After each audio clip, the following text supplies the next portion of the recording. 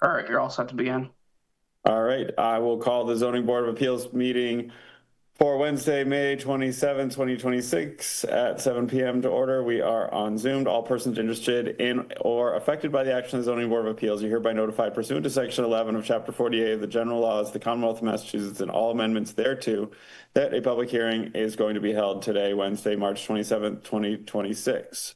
Zoning Board of Appeals public hearing will be held by remote participation methods. Public access to this meeting shall be provided in the following manner. The meeting will be televised live via Xfinity Channel 18 or High Definition Channel 1072. It may also be accessed via the Government Access Channel live stream on the Town of Barnstable's website, which is https://barnstable.cablecast.tv/internet channel/watch-now.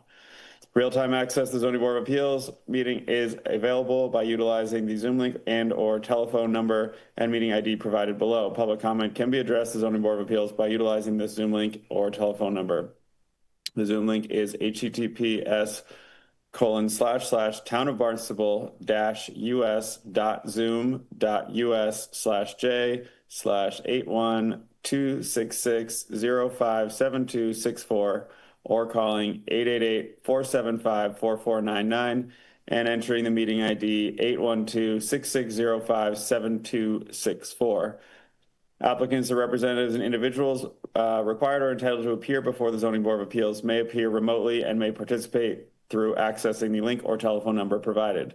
Documentary exhibits and or visual presentations should be submitted in advance of the meeting to anna.brigham@barnstable.gov so that they may just be displayed for remote public access viewing. Copies of the application are available for review by calling 508-862-4682 or emailing anna.brigham@barnstable.gov. I will call the meeting to order with introduction of board members. Herb Odenseek. Present. Paul Pinard. Present. Aaron Webb.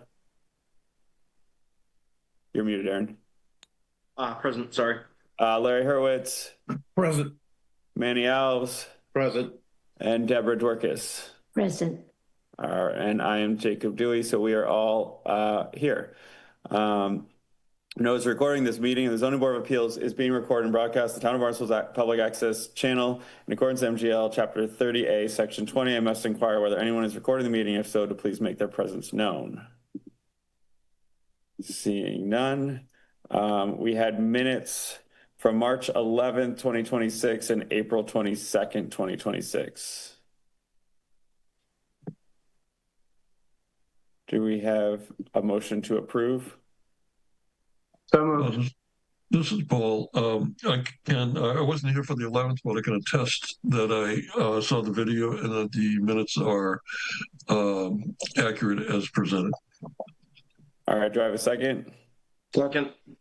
Roll call vote on approving both minutes. Herb Odenseek. In favor. Paul Pinard. In favor. Aaron Webb.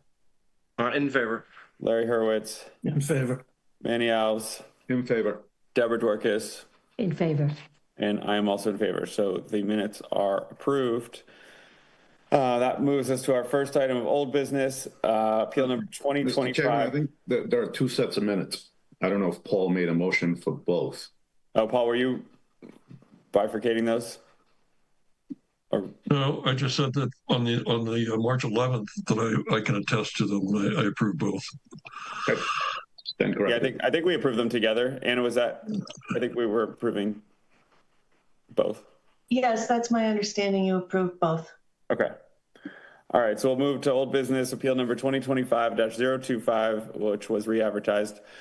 Great Marsh Development LLC has applied for a comprehensive permit pursuant to MGL Chapter 40B, Sections 20, 21, 22, and 23, and 760 CMR 56.00 at sequence. The applicant proposes to develop an affordable housing community on 6.764 acres. The homes at Centerville Cove will consist of 20 detached 3-bedroom single-family dwellings. The residents in Centerville Cove will consist of 36 rental units in one building with a mix of 2 and 3-bedroom apartments. The subject property is located at 3951, 61, and 75 Great Marsh Road, 195 Finney's Lane, and 40 Richardson Road, Centerville, Mass. As shown on Assessor's Map 210 as parcels 124, 125, 126, 134-003, 134-004, and Map 209 as parcel 020, respectively. They are located in the Residency, RC, and the Highway Office, HO, zoning districts, and the Resource Protection Overlay District, the RPOD. We had members assigned, myself, Herb Bodenseek, Manny Alves, Deborah Dworkis. This was continued from January 14th, 2026, February 11th, 2026, and April 8th, 2026. We had revised plans submitted April 1, 2026 that reflect changes from the public notice. The matter was continued from October 22nd, 2025 after item number 2024-024 Egan Capital variance request was withdrawn. Both items were related, so comprehensive permit 2025-025 was re-advertised to give public notice of the revised application. All right, Attorney Singer, do you want to give us some updates? Yes, thank you, Mr. Chairman. If I could just start, for the record, Andrew Singer, attorney in Dennisport. Just a point of clarification, when you mentioned the members assigned, you only mentioned 4 people. Or did I not mention myself? No, I thought you mentioned yourself, Manny, Herb, Deborah. Thank you, Mr. Aaron. I believe it was Aaron. Okay, thank you. Okay, yes. Aaron. Just Aaron wanted to make sure I heard it all correctly. No offense taken, Chairman. Sorry. No, we appreciate the opportunity to meet with you again. This is our first time meeting with you by Zoom during this process. And 2 presentations this evening. I have a presentation I'd like to make, and then I have written it up. I will email it to Anna afterwards just for the record, but it'll be what I am presenting. Matt Eddy is then going to go over the plans just to bring you all up to date. Everyone else, though, is here. Randy Hart, Kurt Raber, Michael Egan. So everyone's here for questions that you may have as the process continues this evening. So as far as for this evening, over the past many months, we've met and consulted with all pertinent town departments. We've participated in at least 2 informal review processes, and we generated engineering site plans to more than a 90% formal standard. Even though 40B only requires preliminary plans, the plans you have before you are well beyond it. They're almost complete. We've been keeping Mr. Eddy quite busy. The comprehensive permit application before you and the process we have followed contains solicited feedback, comments, and requests for modifications from various town departments over time, from elected officials, and from members of the board itself. There have been several modifications to the proposal, most of them significant during the review process. These include, first, that the land at Richardson Road, 40 Richardson Road, was formally added to the overall project area. Second, and maybe most significantly, the initially proposed 3-story apartment building was removed as requested, resulting in a substantial decrease in proposed density from 56 down to 36 total units. Third, all of the 36 units now will be detached single-family homes as requested. There will be no rentals. And through the Commonwealth Builder Program, there will be increased affordability numbers because there will be the units that are under 80% deed restricted, but there will also be workforce units up to 100% also restricted. Fourth, as I alluded to earlier, the plans you have now for civil engineering, stormwater, wastewater, and drainage are almost complete. And so the board can be even more confident that they are being informed that these plans being included in the comprehensive permit decision are not just preliminary plans as is required, but they're actually much stronger. Fifth of 6 changes, an internal sidewalk running from Great Marsh curb cut to the corner of the loop road inside the subdivision has been added, as well as the gated emergency entrance and exit at the request of COM Fire. I know there's been a lot of discussion on that. That is on the plan at their request. Finally, on the changes, a not a through street sign has been proposed at the entrance to Juniper Road across the street in response to some of the concerns and comments we've heard. The revised single-family development and design of the proposed houses themselves have met with approval during the review process. Water has also reviewed the proposal and sent in writing confirmation that there is no water moratorium in effect and that the proposal is designed adequately. And that's one of the comments you have in the record this evening. The location of the proposed curb cut on Great Marsh Road across from Juniper Road has received vociferous comments from the neighborhood across the street, particularly from Mr. and Mrs. Temple, who are here this evening. The concerns have been raised, letters have been submitted, many letters have been submitted, and all of them have been given respective consideration. However, no, and I'd like to underscore that, no engineering nor professional rebuttal to the voluminous professional data and testimony that we've submitted to you and that we've reviewed with you and that the board has reviewed. No engineering or professional rebuttal has been presented. You haven't seen anything, you haven't received anything or reviewed anything. And in fact, you have data to the contrary. The applicant's materials have further been peer reviewed by both the town DPW and the Cape Cod Commission with no objections raised. And I'll be discussing that a little bit more in my presentation. Since our last meeting, Mr. Egan met with Mr. and Mrs. Temple in their home. He appreciates their time and understands their concern. However, as well-intentioned as the concerns may be, just because something can be done, for example, moving the location of the road, does not mean that it should be done. In this case, their two main concerns and objections to the location of the curb cut are based on their belief that the sightlines to the west create an unsafe condition and a novel theory of, quote, predictive behavior, which assumes that additional traffic on Juniper Road and Bessemer Road, allegedly sourced to and from the new subdivision, will become safe. However, as been demonstrated to you before tonight and we're going to review tonight, the facts of the case before you are contrary to these unproven claims. The facts are that the site plan submitted will result in sightlines that both meet or exceed not only the standards required, but also those of existing conditions on several of the pre-existing intersections elsewhere along Great Marsh Road today. In addition, the so-called predictive behavior concern is unfounded. As can be seen on the overlay plan that Matt is going to show later, which shows the subdivision in the neighborhood, it is going to be easier, quicker, safer, and require fewer turning movements and crossing fewer lanes of traffic for residents of the new subdivision to turn right onto Great Marsh Road and then turn left onto Finney's Lane than it would be to cross straight across both lanes of Great Marsh Road, enter Juniper Road, travel to and around the curve on Bessemer Road, and then finally turn onto Pond Street before ultimately reaching Finney's Lane and again having to turn left. It's still a same movement onto Finney's Lane turning left, but that cut through would be more convoluted, more time consuming, and it's just not going to be attractive. Now, although the board has received and reviewed stamped civil plans from Mr. Eddy and a formal traffic impact and analysis study from VHB, documents that have been prepared to professional industry standards, you do not have to take the applicant's word for it alone. These materials, as I noted, have been reviewed by ComFire, by the town DPW, and by the Cape Cod Commission, each of which has rigorous review procedures. And none of these professionals have raised any concerns about the curb cut location. In fact, they support the proposed road location.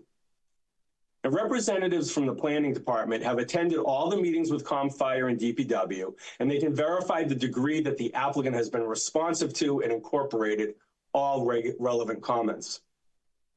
In his written comments to you today, the town engineer wrote, quote, "There appears to be sufficient site distance with the proposed clearing. The subdivision regulations indicate that roads should be designed, quote, to be continuous and in alignment with existing streets. Typical practice is to align a proposed roadway with an existing roadway to create a consolidated four-way intersection unless there is a compelling reason not to do so."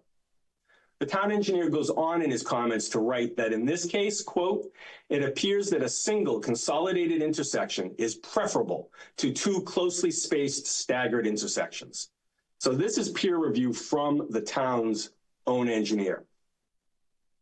Now, as far as the Cape Cod Commission, they have experienced transportation staff, and they reviewed the proposal and submitted a letter to you dated March 10th. Now, their letter addressed many aspects of the proposal, but as it relates to traffic, they noted that, quote, the project will not result in a significant change in the level of service within the study area, and that adequate intersection site distance and stopping site distance are provided at Great Marsh Road at Juniper Road for the proposed site driveway, end quote. More peer review for you that the location of the curb cut as engineered and located by Mr. Eddy is appropriate. In conclusion from my remarks, as we believe has been clearly and professionally demonstrated, the proposed curb cut is the safest, most efficient, and best practice for designing a subdivision entry for the land.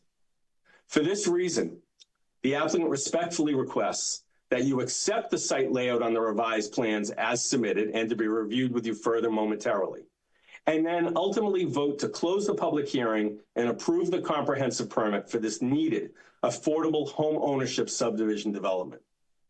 We appreciate your time, as I noted, and I'm going to turn it over to Matt to go over the plans. Thank you very much for your time. All right, thank you, Andrew. I'd like to share my screen if that's okay, Mr. Chair. Yeah, I think Anna. Yeah, it's not shared right now. It's saying host needs to allow. David? Yeah, 1 second. Okay, thank you.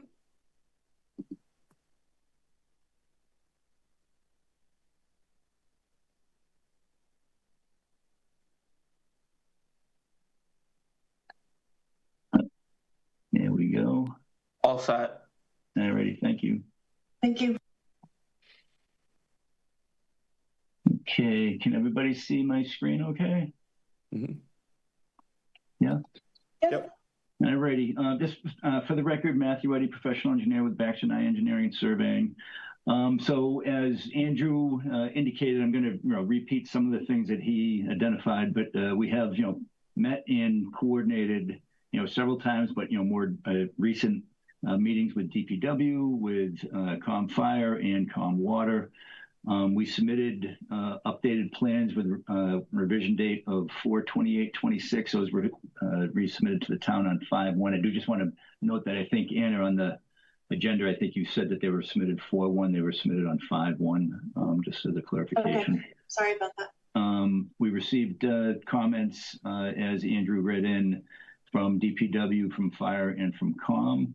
And I'd just like to walk through the plan revisions. I'm not going to hit on everything that we've discussed previously. Obviously, we'll answer anything that you would like me to, but just going to focus on the changes that were made. From the starting with the entrance road here, which I know is the one of the main issues here. So I want to just identify that it is generally in, and I'm going to jump to the existing conditions plan here real quick. I know it's been stated previously that it's not in the same location as, the existing 40-foot way that's currently of record but not built. It is in the general alignment. It's obviously got a slight skew to it, but you can see here's the right-of-way lines, which I've just extended across the street. Here's the right-of-way lines of Juniper. This is the paved entrance and driveway that exists within there. So it is generally aligned. This is just, you would never design this way with a stagger like that. So we obviously have just pulled it over and aligned it directly as it should be. So I just wanted to point that out. A couple other things just to point out. I know there was discussion about, the road entrance here and being something more significant than Juniper Road is. It's not. It's a 20-foot wide paved road, as is Juniper, a 20-foot wide paved road. The right-of-way width is the same right-of-way width as Juniper Road as well. So it's, again, a very similar road style. As Andrew identified, and as we've stated before, and as reviewed by the town engineer, Griffin Bowden has, stated that this is the preferred location for how you would design an intersection, creating a four-way intersection. And he further pointed out, within your own subdivision regulations, it identifies in quotes that a road should be designed to be continuous and in alignment with the existing streets, and that means doing this, lining it up, not staggering them. So that is within the subdivision regulations. So just wanted to point that out. A couple of modifications that we've made here too, just to kind of make some improvements in response to some of the comments. We've actually widened the pavement at the entrance area here by about 4 feet. That just provides a little bit more pavement for people coming, off and onto the travel lane on Great Marsh Road. We provided proposed a not a through street sign at the entrance of Juniper to help at least deter people who might be thinking of it. And we have added this sidewalk section just on this main entrance area. This is an area that can be, for coming into the subdivision or leaving, but then also just a gathering area. There's been discussion about school bus stop, et cetera. So the school bus is stopping here. This sidewalk provides an area for kids to gather and wait for the bus safely off of the Great Marsh Road.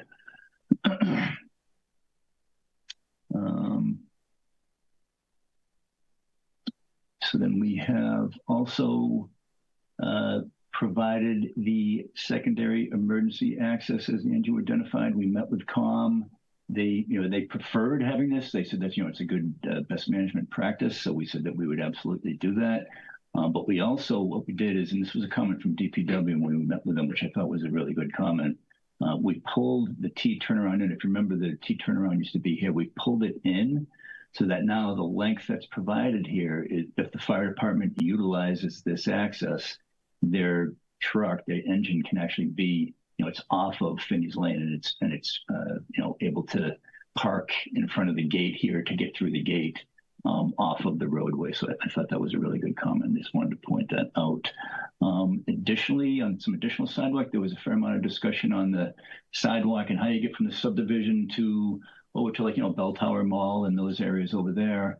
And even though my office is right across the street, you would think I would know. I only drive by it, 10 times a day, but there's actually a sidewalk. I kind of thought there was, but there's a sidewalk on the north side of Route 28.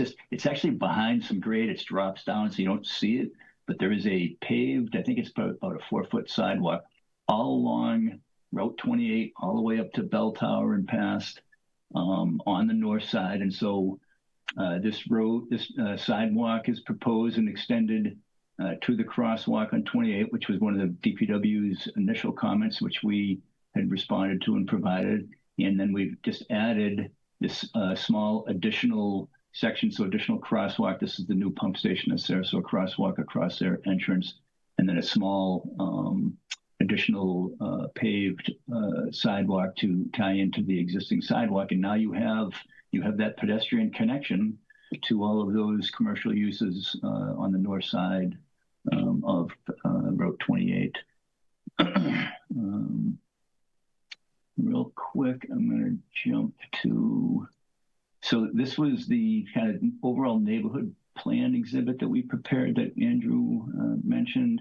This is really just to show, again, you can see, these are the right-of-way lines, right? These aren't the pavement lines that you're seeing, these are property lines. So right-of-way width, you can see same alignment, same width of road to Juniper. But then, when you're coming into or leaving the subdivision, people are going to take a left or a right-hand turn. To enter into the subdivision, you're making this type of maneuvering. As Andrew said, you got to cross both lanes of traffic. If I want to go to Finney's Lane, I take a right out of here. It's going to be much quicker than me crossing both lanes of traffic than making these turns through a longer access out to Finney's Lane, understanding that I think what a lot of what is being seen now is, which isn't going to go on forever, is the sewer construction that's going on throughout the town. So there's a lot of traffic being diverted to different locations during construction, depending on where they're at. So I think, they're probably experiencing some of that. But, from just a standard design and engineering standpoint, this entrance, when you're leaving, you're taking a left or you're taking a right on the Great Marsh Road. There is not any intent for people to go across the Juniper. So it's not being designed as if this was a through street. So just wanted to kind of point that out. And I thought this gave, a good visual, if you will, as to what a driver would actually be doing to try to do those types of movements. Sidewalks I hit on.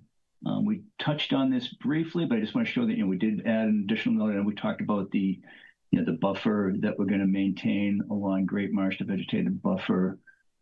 We will infill, and so I just made this note a little bit more specific so that it will be infill, so that there is one street tree, if you will, per 30 feet. So if there's a gap that's 50 feet with no mature tree, a tree will be provided so that you end up with, between the existing trees and infill trees, you'll end up with at least one per 30 feet or better with the existing vegetation, which is in that one per 30 feet is the subdivision regulation for street trees. So I thought that was a good reference for that, so that it could be quantified, if you will.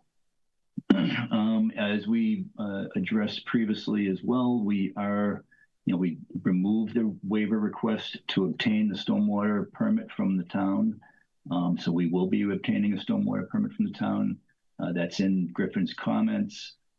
He's reviewed, we submitted the full stormwater management design and stormwater calculations to him, to DPW, and they've reviewed that, and he said that they're adequate. Obviously, when we go through the stormwater management permit, which that's done at the time of building permit. So prior to when you're getting ready to start construction, that's when we file for the stormwater management permit, and we'll fill out the necessary forms, and any comments that they have or any additional information that they require at that point in time will be provided as part of that process. Site distance plan was added. I don't think this was in the prior set. It might have been, but anyways, just wanted to touch on it. And again, this is just showing that we have what's called intersection site distance, which is a longer site distance, which from a safety standpoint, and Randy can probably talk to this, probably better than I can. But your stopping site distance is the minimum the minimum site distance that you want from a safe intersection. A stopping site distance just means if somebody pulls out, you have enough distance and through reaction time, et cetera, to be able to stop your vehicle safely and not, run into somebody.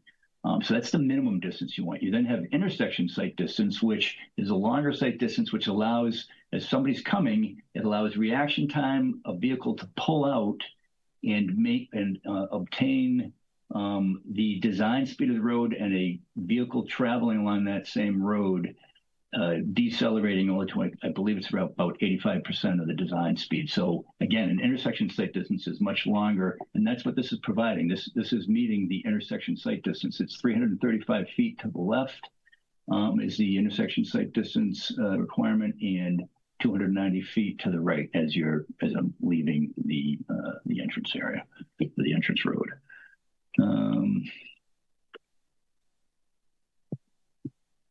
As I mentioned before too, and I'll just reiterate, the stormwater design for this project retains and infiltrates through the 100-year storm for the project. So the town requires for the 25-year storm, this actually maintains and recharges through the 100-year storm, which is pretty significant. In our meeting with Fire, they asked us just to slightly adjust the fire hydrants. We're proposing 3 fire hydrants. We've just rotated the positioning slightly. There's one here, there's one here, and there's one over here. So that was per their recommendations, which we have addressed. And in the town engineer's comments, he confirmed that there is adequate sewer and wastewater capacity for this project, that this land area was contemplated for development in the town sewer expansion plan and in the comprehensive wastewater management plan as well by the town. So this is approved for connection, and there is capacity in the wastewater system. And similar for COM Water, as Andrew identified, COM Water identified that there is no moratorium to connect into the public water system. I've been coordinating with Craig Crocker, who's the superintendent at COM. He said, the water layout is adequate. He'll probably have a few minor comments just on some details and so forth. And he mentioned that he might require a moratorium from automatic irrigation. So as far as people putting in automatic sprinkler systems, he might want that to not be allowed potentially, but we'll see where he lands with that ultimately. And that's really it as far as the highlights that I wanted to touch on. And with that, I think, Andrew, I'll kick it back to you, and then we're happy to answer any questions that you have. Thank you. Thank you, Matt. The final thing I just wanted to mention. Oh, go ahead. No, I was making sure the screen share went away. Thank you. I just wanted to say the final thing I wanted to mention is Jan Kendrick from Town Attorney's Office is on the call this evening. We've been working with her and Anna and Jim on technical aspects of the decision. So if there are any questions, she is here as well. With that, anyone on our team is here. We look forward to the discussion with you, and we'll try to answer any questions. Thank you. Thank you. All right, board members. Well, first, thank you, Attorney Singer and your team and Mr. Egan for, working through all of the sort of concerns and working with the town departments. And thank you to all the town departments for weighing in on this. Board members, what are your thoughts here? I think we left last time with, this big question about the alignment of the entrance. And I myself am not a traffic engineer or a traffic specialist, so I don't know what the right solution is. I hear the public. Ms. Temple submitted a pretty lengthy document, and I don't know. And if we have the opportunity, if we would like to have a peer review, which I think Griffin alluded to in his comments from DPW, to put the check mark on that one way or the other, we can do that. But it's up to us to make that decision. Mr. Chair, could I just note one thing just to follow up what you just said? Yep.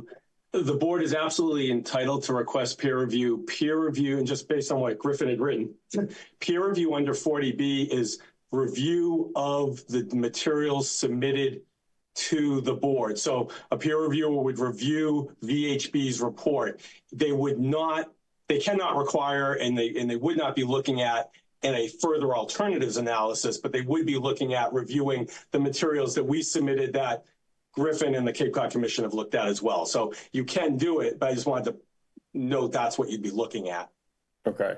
And to Griffin's point, there was no update to the traffic study. I mean, when the apartment building was removed, obviously that means less traffic, but just for the record, that was not updated. We're still working with the initial traffic study, right? You are correct. Okay. Board members, Aaron, go ahead.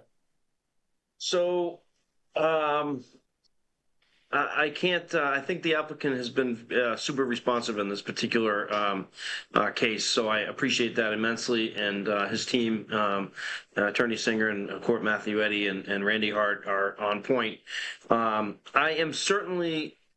I take the Griffin Bowden's DPW's comments and that word compelling reason, or two words, I guess, that maybe we should investigate if that entranceway could be moved, although it may not be. And again, I'm not a traffic expert by any means, but I certainly take the comments from Lake Oquawka Estates folks to heart. No pun intended, Randy, of course, but that, it feels compelling enough to me that we don't investigate this further. Now, peer review, Attorney Singer just mentioned, I don't know in this case again, I certainly would be in favor of if the board was. I don't know, and I personally don't probably think it's necessary. I look at roads all through even the village of Centerville, even on Great Marsh, Richardson Road, Campo Peachy, Yacht Club Road, they're all offset from one another. My road, I live off of a busy road like a Great Marsh Road.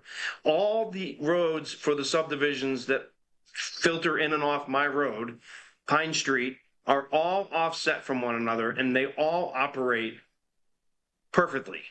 So I understand that there may be a best practice, there may be a trend to have these things face each other now in a four-way intersection. I don't see it, and I don't see problems with it that it wasn't done that way when those roads were built however many years ago, that Pine Street and those subdivisions, Joan, Elliott, Riverview, the other Pond View, they're all offset from one another, and there's no issue. In fact, there may be one B lane, and I'm not even quite sure if it's a road, may be the only road on Pine Street that actually meet, and it's not even an exact, it's like offset like the fire road is. So, and there's no issue. So I don't know where this, again, where traffic, DPW, so forth, they lean in on this. It has to be at a exact cross street. So I'm certainly, the throughway, no throughway sign is an improvement. I think the Lake Oquawka Estate folks would be appreciative of that. Will it deter folks from crossing through there? I don't know. I know that when I get on Great Marsh Road, or I'm on Richardson, and I'm on Great Marsh and I'm heading towards Finney's, if there's 3-4 cars back there, I'm looking to get off it as quickly as I can, because that could be a long wait.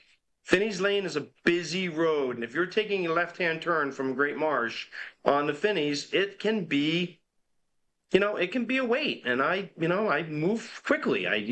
We all do in this day and age. We're all looking to move quickly. So I don't know where the apprehension is, other than what we've been told from the traffic experts, I guess, and I'm not dismissing what they do.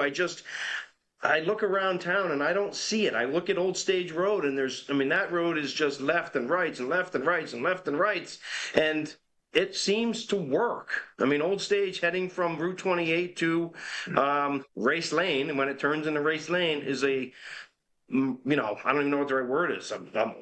Just a pack of subdivisions cut off from one another, and they're not all at exact intersections, and it seems like it works to me. So I think the reasons that Great Marsh, and I'm sorry, that Lake Oquawka has presented, they're grade B roads. It's a fully built out subdivision at this point.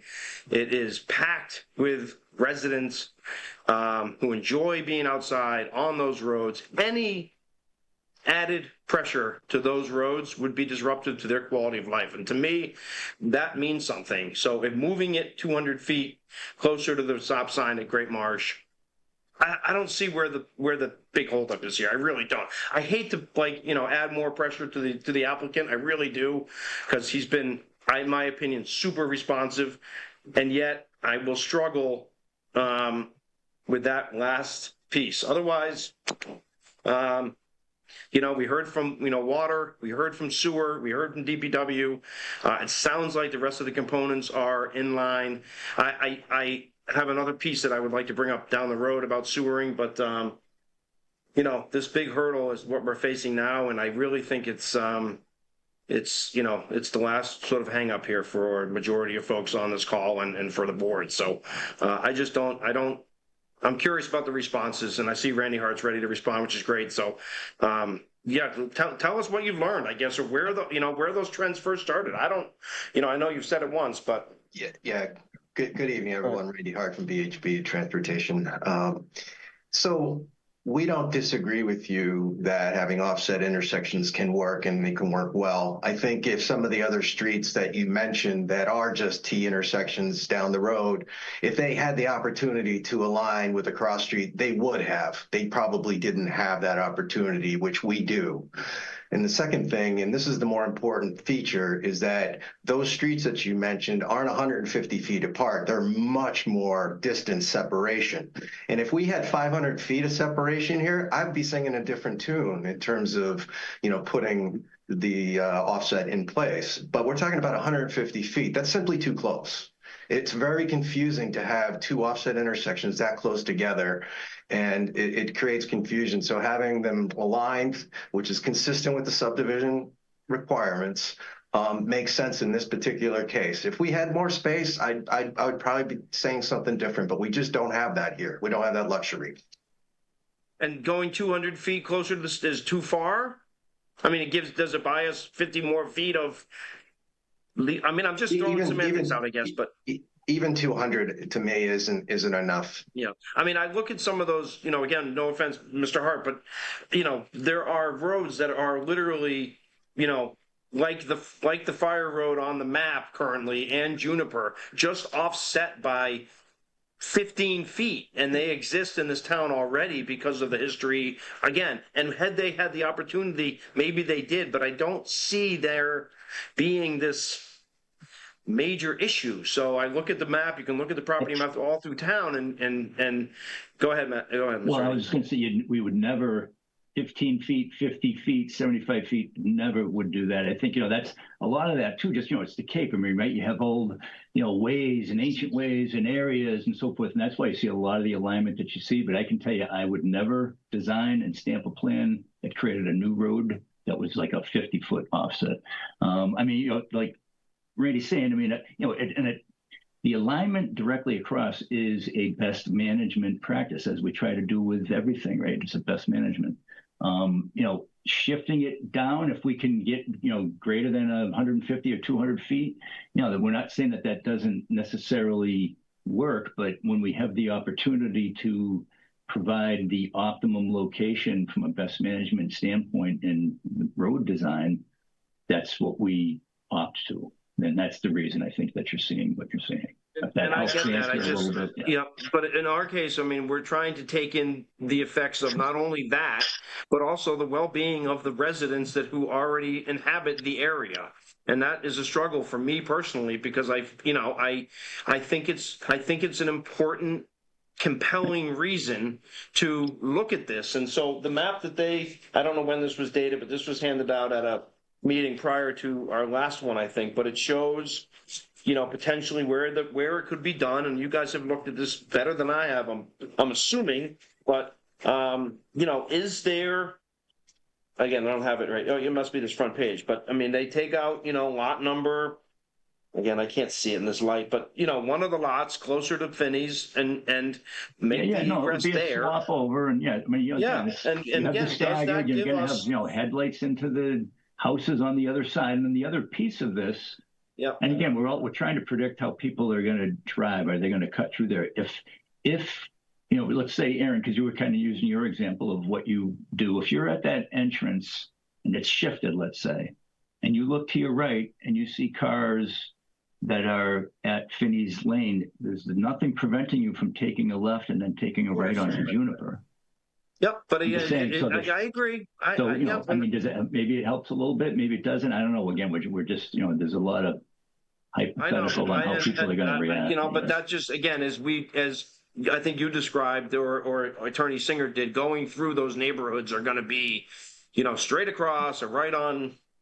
And forgive me, I don't know all these names of roads, but a right on whatever the road is to Pond Street or right on Pond to finally take your left on Finney's, right? And maybe you'd be the first car on the intersection of Pond and Finney's, whereas you're not waiting for the 2 or 3 cars, And again, that's human nature, to be moving versus sitting in traffic, right? People get off the highway because they may move and it may take them at the same time to get over the bridge, but they're moving on 6A versus at a standstill on the Mid-Cape, right? So again, that's the human nature piece that I firmly believe in, that we as creatures are, sort of attune or adapt to wanting to do. I want to move. I don't want to sit. And if I have to go, a roundabout way to get to the same point, and I'm just being honest, it's just, a lot of you may prefer to sit. I don't know, but that's, so I'm not going to beat this to a dead horse. I certainly see a compelling reason to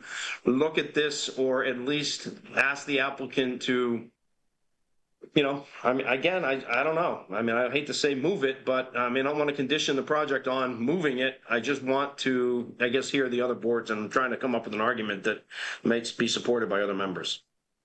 Go ahead, Attorney Singer, if you want to follow up to that, and then Deborah. Yeah, just a quick follow-up. Just as you're having this continued conversation, I'd ask you to, again, keep in the back. I understand what you're saying, Aaron, and human nature being human nature both ways. I'd also ask you, though, you've asked repeatedly for comments from town departments and the Cape Cod Commission. You now have them. So if the board ultimately, and you're just one voice at this point, I appreciate that, but if the board ultimately is requesting something else, just please Well, consider how you're going to, why you'd be saying we disagree with the town engineer, we disagree with the Cape Cod Commission, we disagree with the traffic study, so we want you to do something else. So just have the rationale, if that's the way the board is thinking, just keep that in mind. And I appreciate that, but again, I didn't use the word compelling reason. That was put into the report from Griffin Bowden that said if there is a compelling reason, then it should be either peer reviewed or the board has the right to then argue the compelling reason. And I see the compelling reason. So that's again, I appreciate that, and I don't want to minimize that, but that was not my language.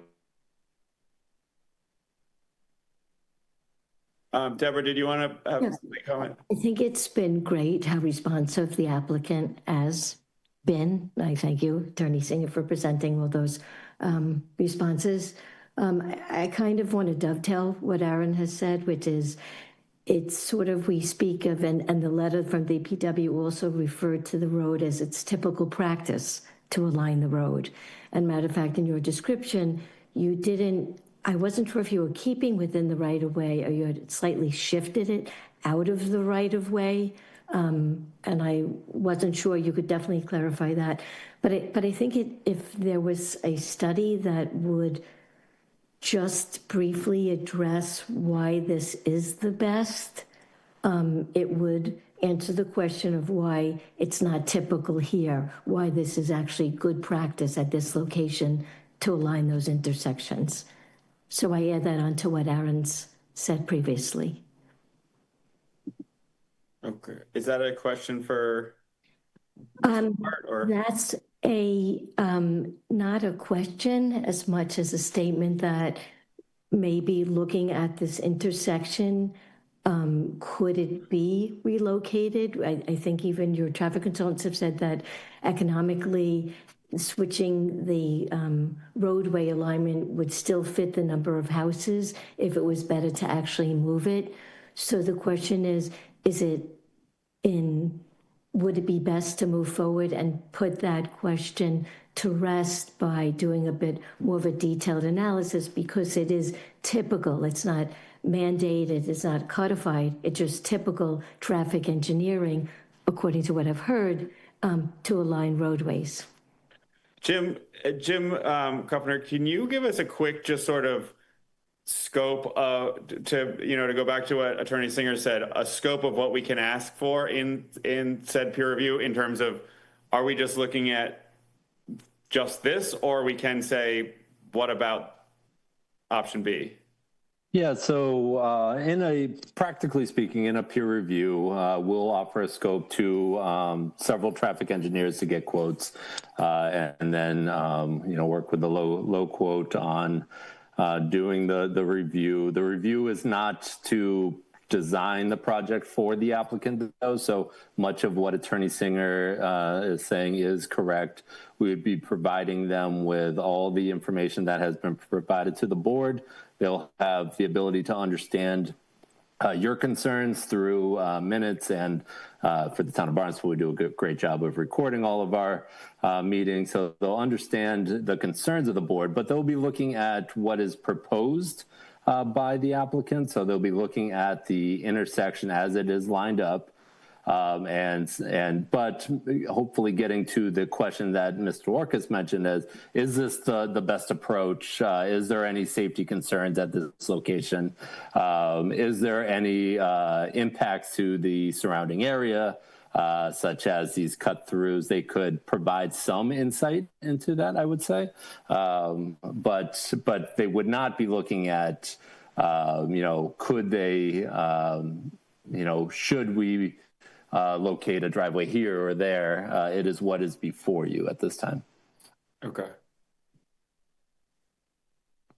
Herb, Manny, comments, questions, thoughts?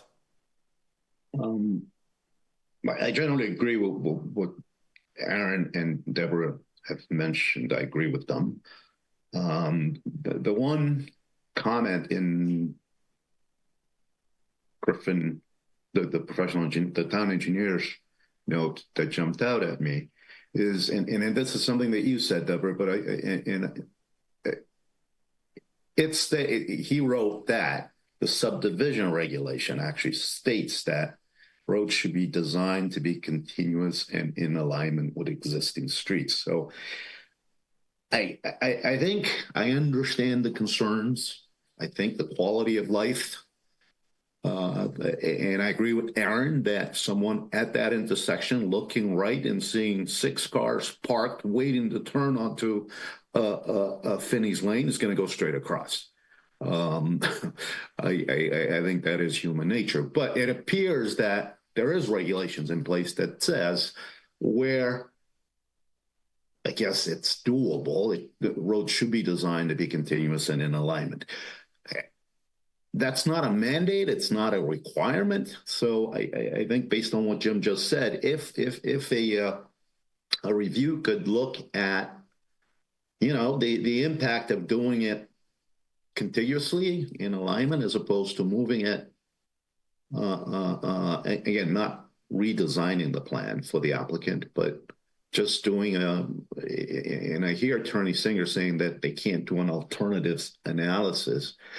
And I guess I'd like to hear more about that, because it seems like that's what we would be asking, looking at the impact of having it as proposed as opposed to having the egress access, some distance from that. So I guess it's a question for Attorney Singer. When you say that they can't do an alternatives analysis, what do you mean? Is the sort of benefit, I don't want to say cost, but the impact analysis I'm talking about, the sort of thing that could be done by a peer reviewer or not?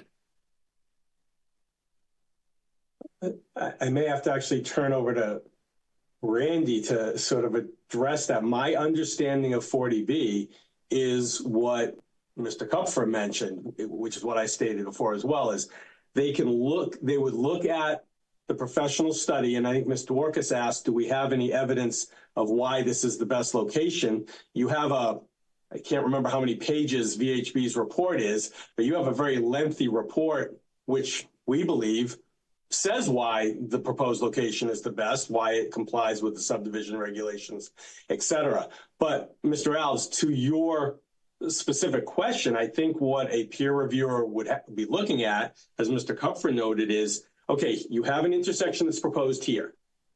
Are there safety deficiencies? Are there, is it best practices? Would something else be better? They can't go say something, they can't then go 150 feet down the road closer to Finney's Lane and say, and this is my belief, so as in response to your question, I don't think they can say, hey, a curb cut 150 feet away closer to Finney's Lane with shorter stopping there is better. But they could raise, if they had any concerns with the proposal that's before the board. I hope that answers your question. And they could give feedback on the impact of the neighboring neighborhood across the way. It sounds, from what Jim said, I believe. I assume so. Okay. Yeah, because that is what I was asking. It's really the impact of locating it where it's being proposed as opposed to putting it X yards, feet, whatever, away. But they're not going to say it should be moved 150 yards down the road. They're just going to say this is how it's going to impact the neighborhood, and it's maybe not the best practice, I guess. Jim, go ahead. Yeah, just adding a little bit to that, what a peer review potentially could do if they did find, negative impacts, they then could make recommendations that something like an alternative analysis should be provided to the board to better understand, or something else that may be a better deliverable for the board to wrap their heads around what those negative impacts are and how it could be improved potentially. But it would be more of recommendations of what the applicant should be doing next. But that is with the assumption that there are negative impacts that would come out of that study. Thanks for that, John. That's what I was asking. Okay. So if there's not any other follow-up questions, public comment's still open on this. I mean, our board members, are we sort of like narrowed down here that this entrance is our biggest and remaining concern right now? Yeah, if I can butt in there for a second. Go ahead, Herb. I mean, I've lived around here. I grew up over here, down the street off Finney's Lane, and I would never even consider. There have been times where I've gone down Great Marsh Road and there's been a little bit of a backup, maybe 6 cars. I would never even think of going down Juniper. I've tried it a couple times since this comprehensive permit has come up, and I think I made it through there one time without getting lost. But one time I took a right onto Pond Street off of Finney's. I ended up on Point of Pines. Okay, just the whole concept that this is going to be it affect that neighborhood at all. I think, if I lived in one of those 36 units there, I'll try that once maybe, and I'd never do it again. And that's probably because I'd be going around in circles for 20 minutes before I even saw myself back on Finney's Lane. I don't think it's an issue. I think the other thing I would ask the applicant is, why did you choose this location? Is it just like random?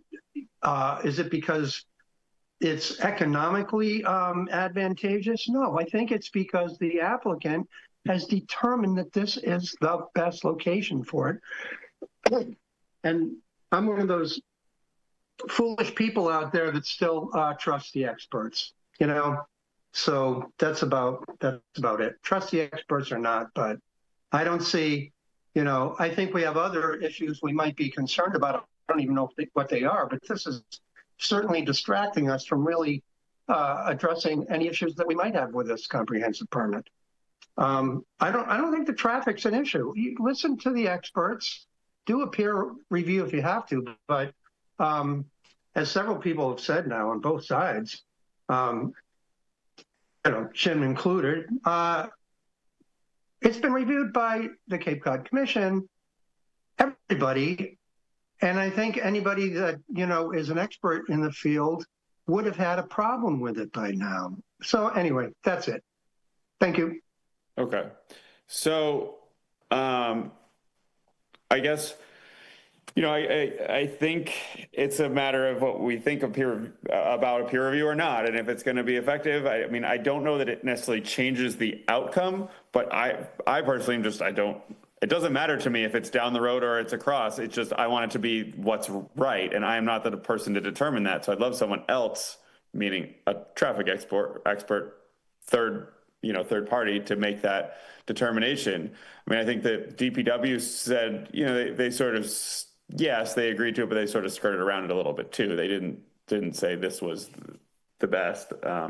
It's just what our subdivision plan regulations say.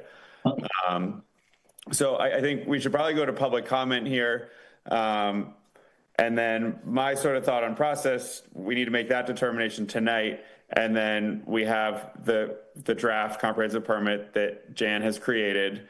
And I think between now and the next meeting, we need to each individually review those items. And that following meeting, we need to go through item by item on the conditions of that comprehensive permit and make comments and any edits or anything we want, and hopefully come to a conclusion here. Does anyone have any thoughts or questions to that? I mean, I think we listen to public comment here, and then we need to make a determination if we feel like we want a peer review or not. So real quick though, Mr. Eddy just had a quick comment. Oh, sorry. Go ahead, Matt. I was just going to say, and I'm just reading Griffin's email, but I know in our meetings with him, but I thought he said, because, the location, what you were just saying, Jake, was this is the preferred location. I mean, not that but it is, because you had said, is this the right location, the preferred location? And it is the preferred location. That's what he did say. And he does say, his wording is, it appears that a single consolidated intersection is preferable to too closely spaced. But I know in my meetings with him too, he said that's the preferred location. We're not saying that another location doesn't work, as to Aaron's examples. But when you have a design where we have Here's the frontage we have. Here's what we're looking at, you know, across the street. Here's other roads that exist. Where do we want to align this road? That's why we aligned it where we did. So I just wanted to point that out. Yeah, I guess I'll just add to that. He also said that is the typical practice, and to quote his email, unless there are compelling reasons for not doing so. And I guess that's what we're hearing from the neighborhood. You know, if the concern here is, are we looking at local needs? This has been raised loud and clear. So if there was an absolute mandate that says, thou shalt align all interests, we wouldn't be here, right? The problem, as he put it, if there are compelling reasons not to, they ought to be explored.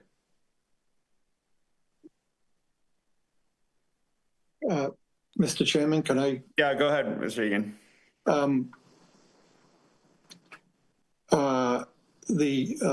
My understanding is you certainly have the right to ask for a peer review, and I think you mentioned the idea several months ago, and at the time your standard for peer review was asking what the DPW thought, as well as the Cape Cod Commission. So it's been peer reviewed at that level. You want to get another traffic engineer to review the data, use the data that Randy has collected to write a new report, hoping it says something different. Is you're right, and that's fine. But what won't happen is their ability to give their opinion on an infinite number of alternative locations compared to the one that we've recommended. So you said earlier about picking the best one. That's not how it works. For instance, we've worked hard to put it in what we consider the best location. We have considered alternative locations, and it's a judgment call as to what trade-offs that the concerns of Mrs. Temple and her neighbors I put under the category of they're concerned about future predictive behavior causing additional travel on their public roads. And it's a, any location directly across from Juniper or 150 to 200 feet towards Finney's, neither one of them anyone could guarantee. Matter of fact, I guarantee that there will be at least some additional load on their roads, but that's not the standard, right? That would not be a, in my opinion, not a reason to deny our project.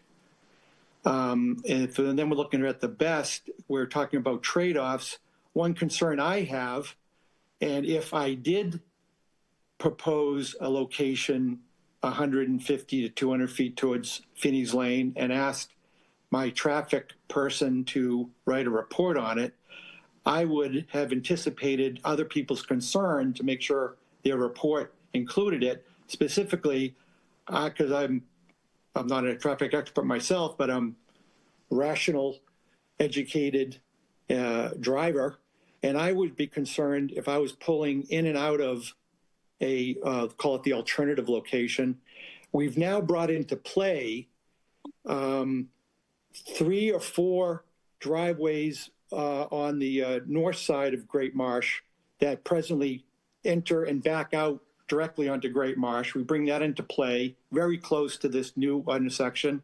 And on the eastbound side, you bring into play, I think, 2, maybe 3 driveways of people who presently drive in and back out onto Juniper, and you'd bring them very close to this new intersection, whereas the one that we proposed has, I would say, maximum separation from the most number of pre-existing driveways that come in and right onto Great Marsh.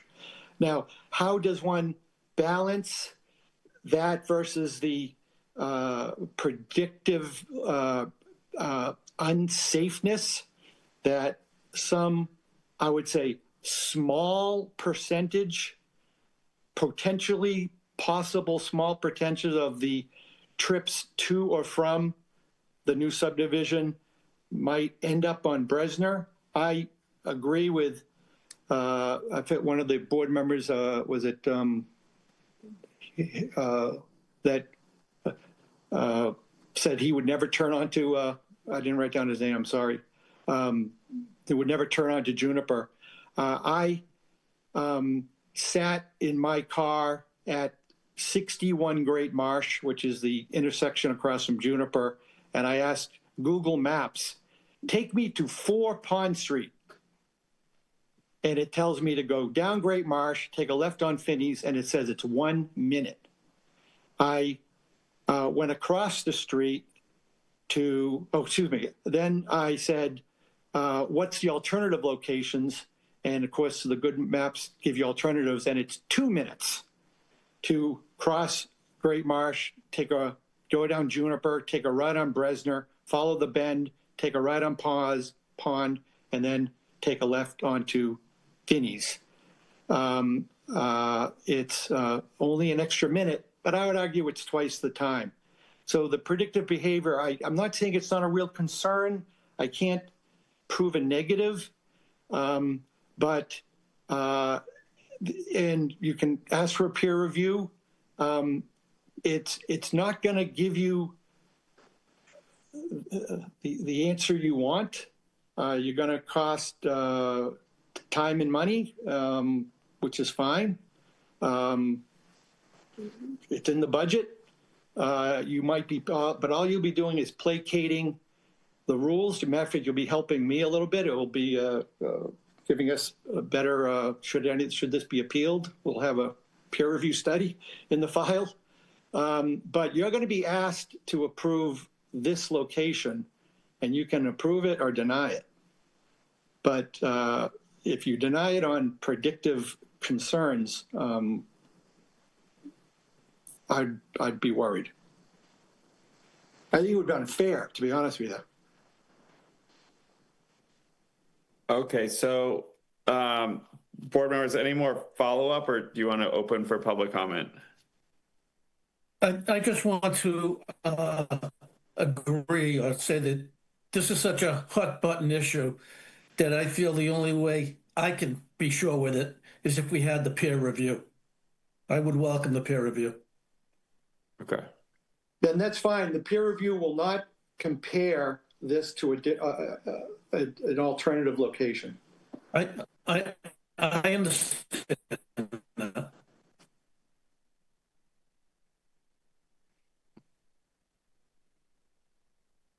I think, Larry, I think you're breaking up. I'm not sure if that's. I'm all set. I just wanted to say that I understood what Mr. Egan said about not recommending an alternative location. Okay. I'd just like to see something that confirms that the location that was proposed. I wish you had asked for it correct. 3 months ago. Okay, we're not going to go back and forth here. Okay, so let's open to public comment here. I do want to preface, to members of the public that, we've heard a lot of comment, and so I prefer it not be repetitive and it be reflective on, sort of where we are with the plans and the plans that are before us now. I don't want to just, repeat back to where we've been. And David, I may need a little help here, but we have 2 pages. I see hands up. We'll start with Lauren. I've got a list of people that came in. And okay.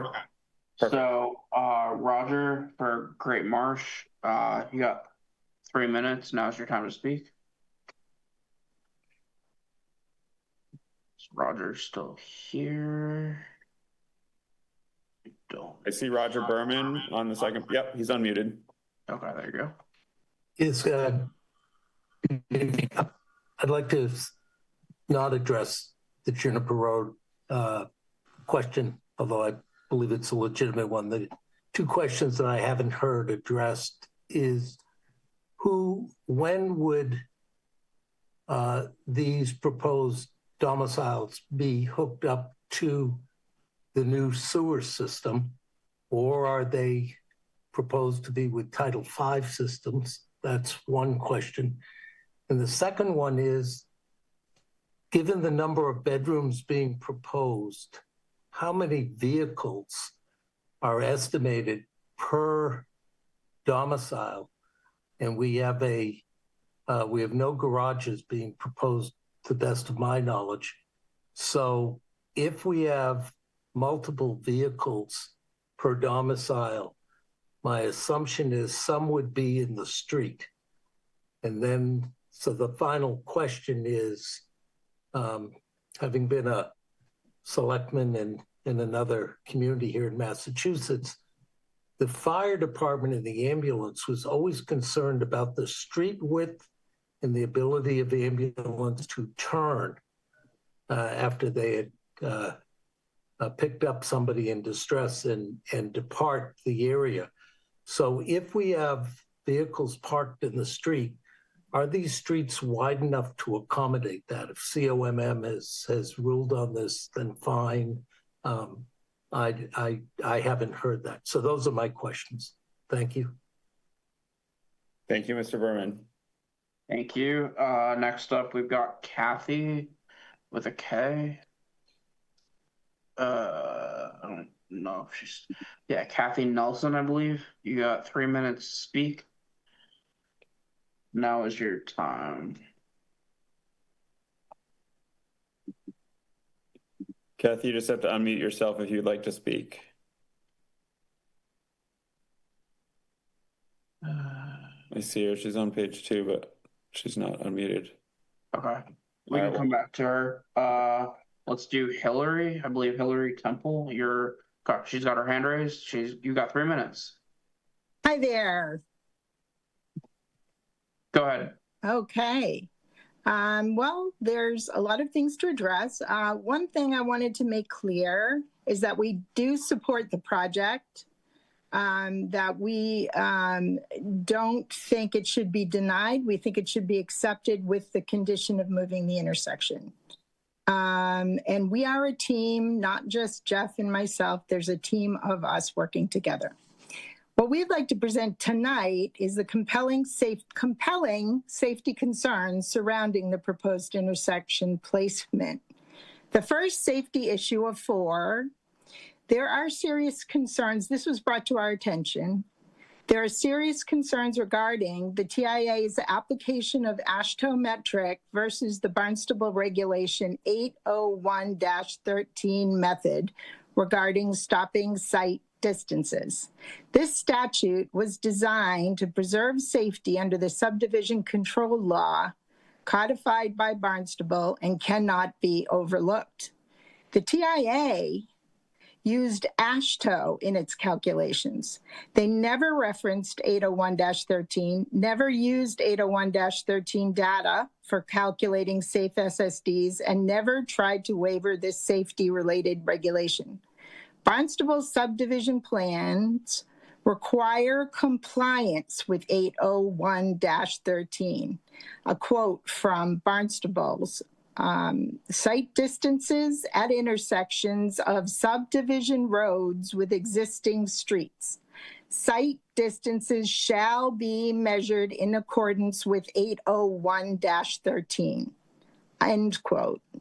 MassDOT and AASHTO standards are commonly used to evaluate these distances, but Barnstable's own town, the Barnstable's own ordinance independently requires adequate site distance under 801-13.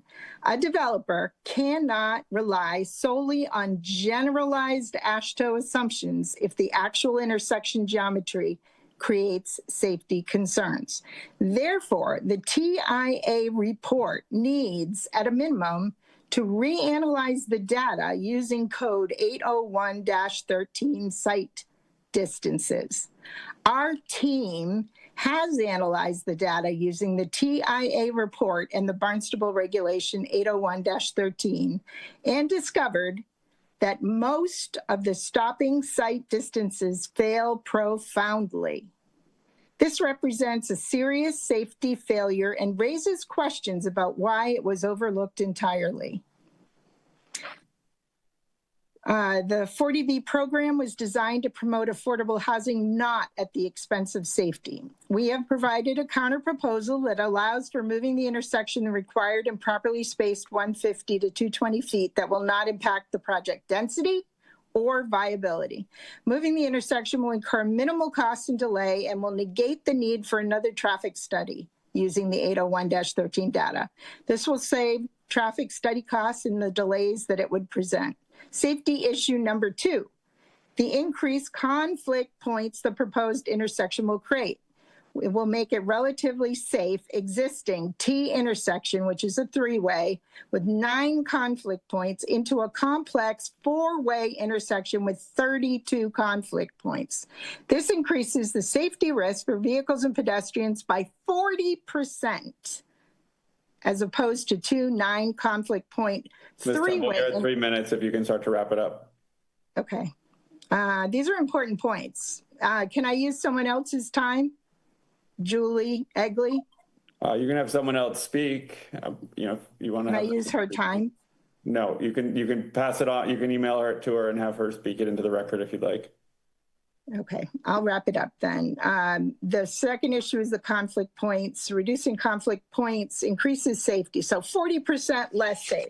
So I'll just briefly mention that we have talked with Thomas Keene, our councilman, who agrees with us. We are currently being evaluated by Senator Sears' office, who has taken up this case because they have some concerns as well. And we have just been reached out by a civil engineer to do some evaluations for our neighborhood. I also just wanted to quickly mention, please look at the developer and the neighborhood document and read Elisabetta Constantini, who is a Gopin Fellow sponsored by the Eunice Kennedy Shriver Foundation for Inclusive Recreation for People with Disabilities. Please read her letter and read the developer in the neighborhood article, because it's important to know that we have developmentally disabled people who walk in the street, who can't drive, who can't quickly get out of the way, and we observe the traffic flying through here with the sewer. And if people are going to be backed up, they are going to go straight. It's a natural thing. So I think the accessibility issue, inclusion, creation of cut through will make us into a collector road. It's potential of a couple hundred cars back and forth. They projected one way, about a third of the cars one way. That also means a third of the cars the other way as well. So up to a few hundred cars per day could be potentially coming through a neighborhood. And I recognize he doesn't. We really need to move on to the next person, Ms. Temple. All right. Okay, thank you very much. I appreciate it. David, next. Yeah, Jeff Temple. Oh, Jeff Temple. Jeff. Is that her husband? Yes. Yeah. Okay. Jeff Temple, right. 67 Bresner. Can you hear me all right? Yep, Yes. we can hear you. Yeah, I don't want to go back and forth. I've got some other comments, but very quickly, I just want to mention a few things for some clarity here.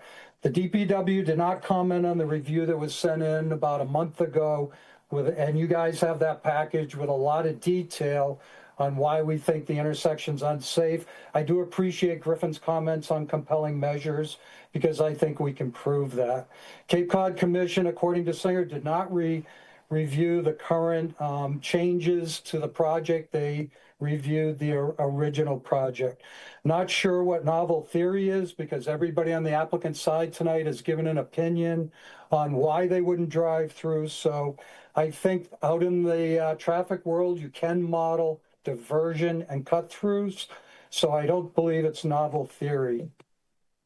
Eddie said a close intersection. You'll see at the end here, I'll have Anna pull it up very quickly, but the site plan, the current proposal is at 220 feet from Juniper and 400 plus feet from Finney's for the proposed intersection. The other board member who would never go through there, we live there, so we see the cut through all the time, year round.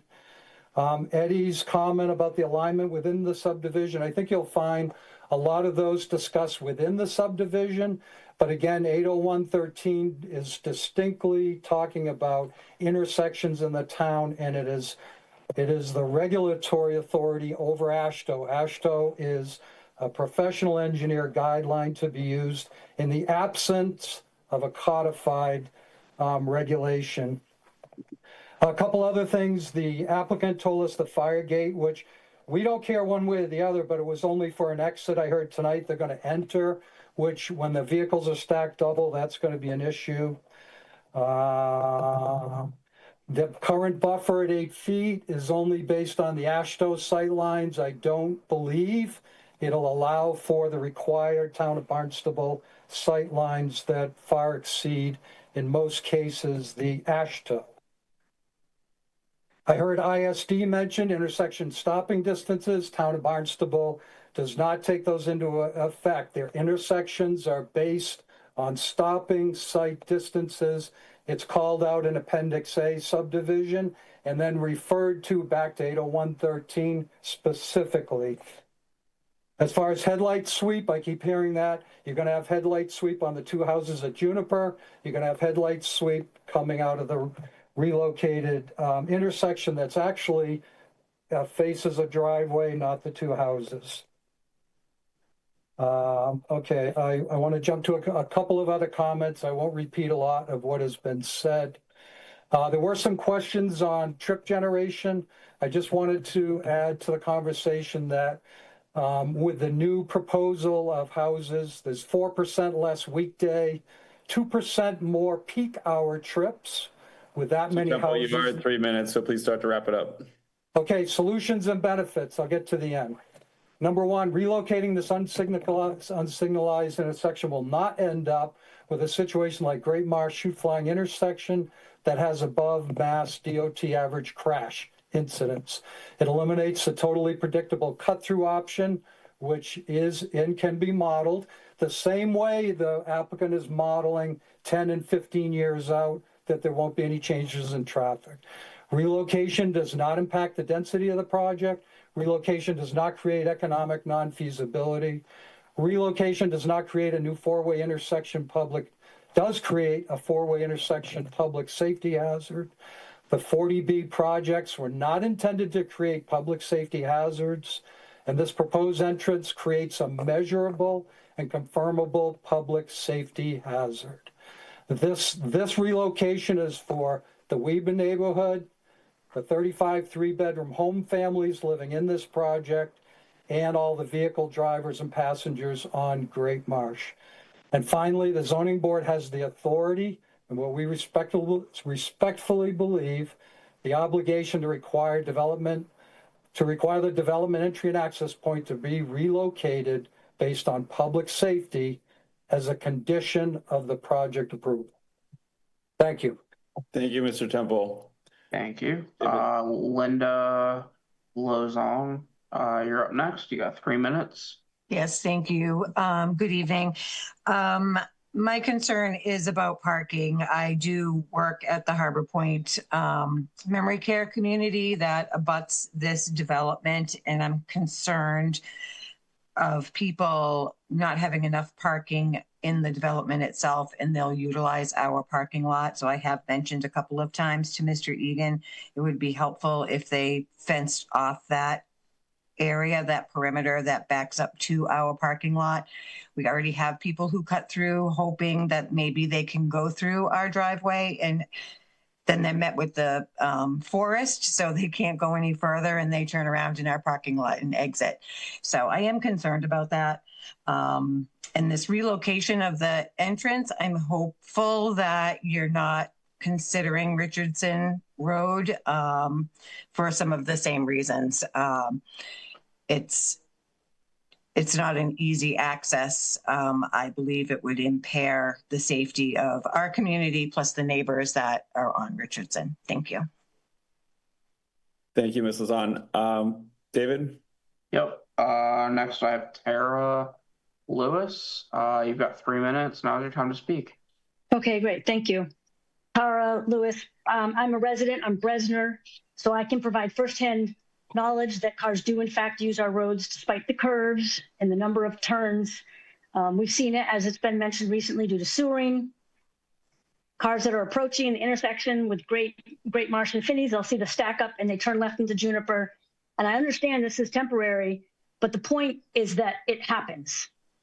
And I understand what's typically done in terms of intersections. You've mentioned, the applicant has mentioned this several times, and I'm not a traffic engineer, and I'm not suggesting that this is a better engineering solution. I'm suggesting that it's safer and takes into consideration an existing local neighborhood. It would reduce the impact that this development is going to have on the area if you were to move this intersection. It seems like a very small lift that would go a long way. Case in point, in terms of four-way intersections versus three-way or T intersections, Finney's Lane has, I don't know, I counted them once, 20, 25 intersections up and down. And of those 20 some odd intersections, only one is four-way, and it is the most dangerous intersection on Finney, so much so they've had to put in additional stop signs. The applicant keeps mentioning the town and Cape Cod Commission agree to the proposed driveway access being across from Juniper, but I think the really important takeaway here is that they weren't provided with an alternative analysis. They weren't provided with an alternative. They were just given this plan. Are you okay with it? Yeah, we're okay with it. If they were to be given alternatives that they could have assessed, they may have said, oh, well, we think alternative number 3 is a better alternative. And so you can't say that they're okay with, I mean, they're okay with it, but they're not necessarily saying it's the best option. They're saying that you've given us an option and we're saying it's okay. So if a peer review were to happen, it has to be a part of that peer review that they consider alternatives and that has to come into the peer review and with the suggestions that come out of that peer review. And lastly, please do not close public comment tonight.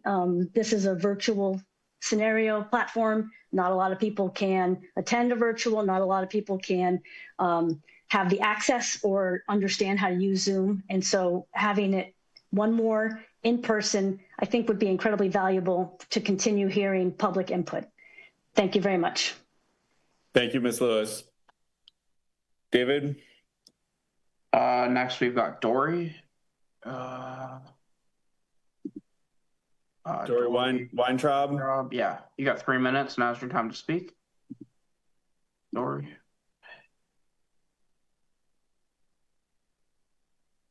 All right, we'll move up. No, she's still muted. We'll go on to the next person. We can circle back to her. Sandy. Yep, radio. Can you hear me? Yes. Okay, thank you very much for allowing me to speak this evening. Sandy Jones, Centerville. I just want to state that when Mr. Egan first attended one of the meetings in front of the Zoning Board of Appeals, he said that he preferred to build whole houses. And through multiple meetings, he's revised his plans, and that I appreciate that he's done that.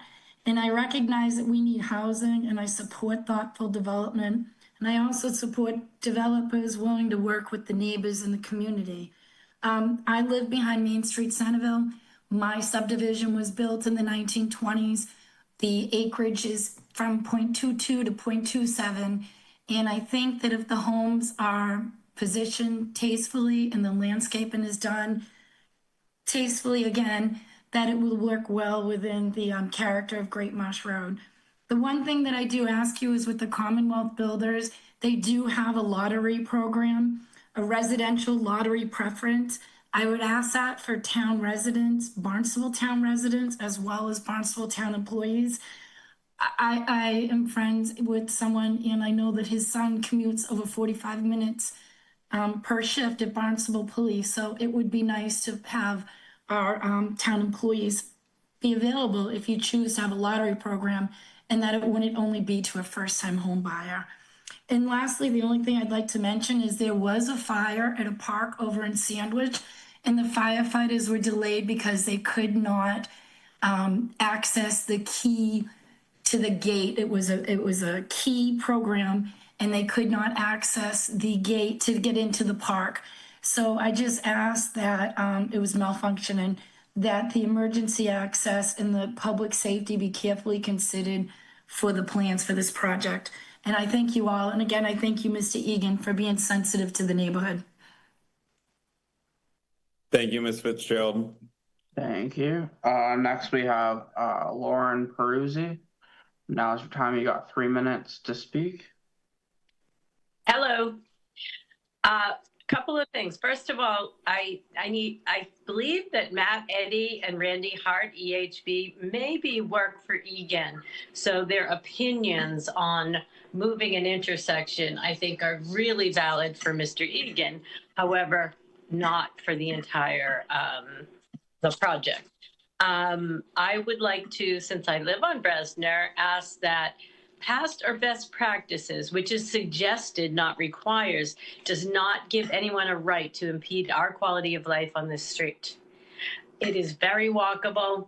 We ask that you move that intersection 150 feet to 200 feet. And by the way, the Cape Cod Commission has been dropped a lot, and they do not really reevaluate traffic. They're more worried about the impact on the environment and the water and sewer. So I don't think that's really a valid point there. Also, I just want to personalize this for you, Mr. Egan. If I were to build an intersection or a 40B right across from you on Seapuit Road, if your neighbor across the street, the container guy, were to sell me his property, it's right across from your driveway. Wouldn't you want it moved 150 feet to the left so you could have a quality of life? And we would like this approved with the caveat of moving the intersection. By the way, which is not, if you move it 150 to 200 feet, it is not in the way of driveway. It is not impeding. It is not, and I can go out there and measure it right now. It is not going to have headlights in someone's home. So whoever's giving this information, that is not valid. And that's all I have to say. I'd like to know what is the reason why you absolutely will not move this intersection, Mr. Egan? Thank you, Ms. Peruzzi. All right, David? Yeah, next we have, I don't believe Carolyn is in the call anymore, but Tony.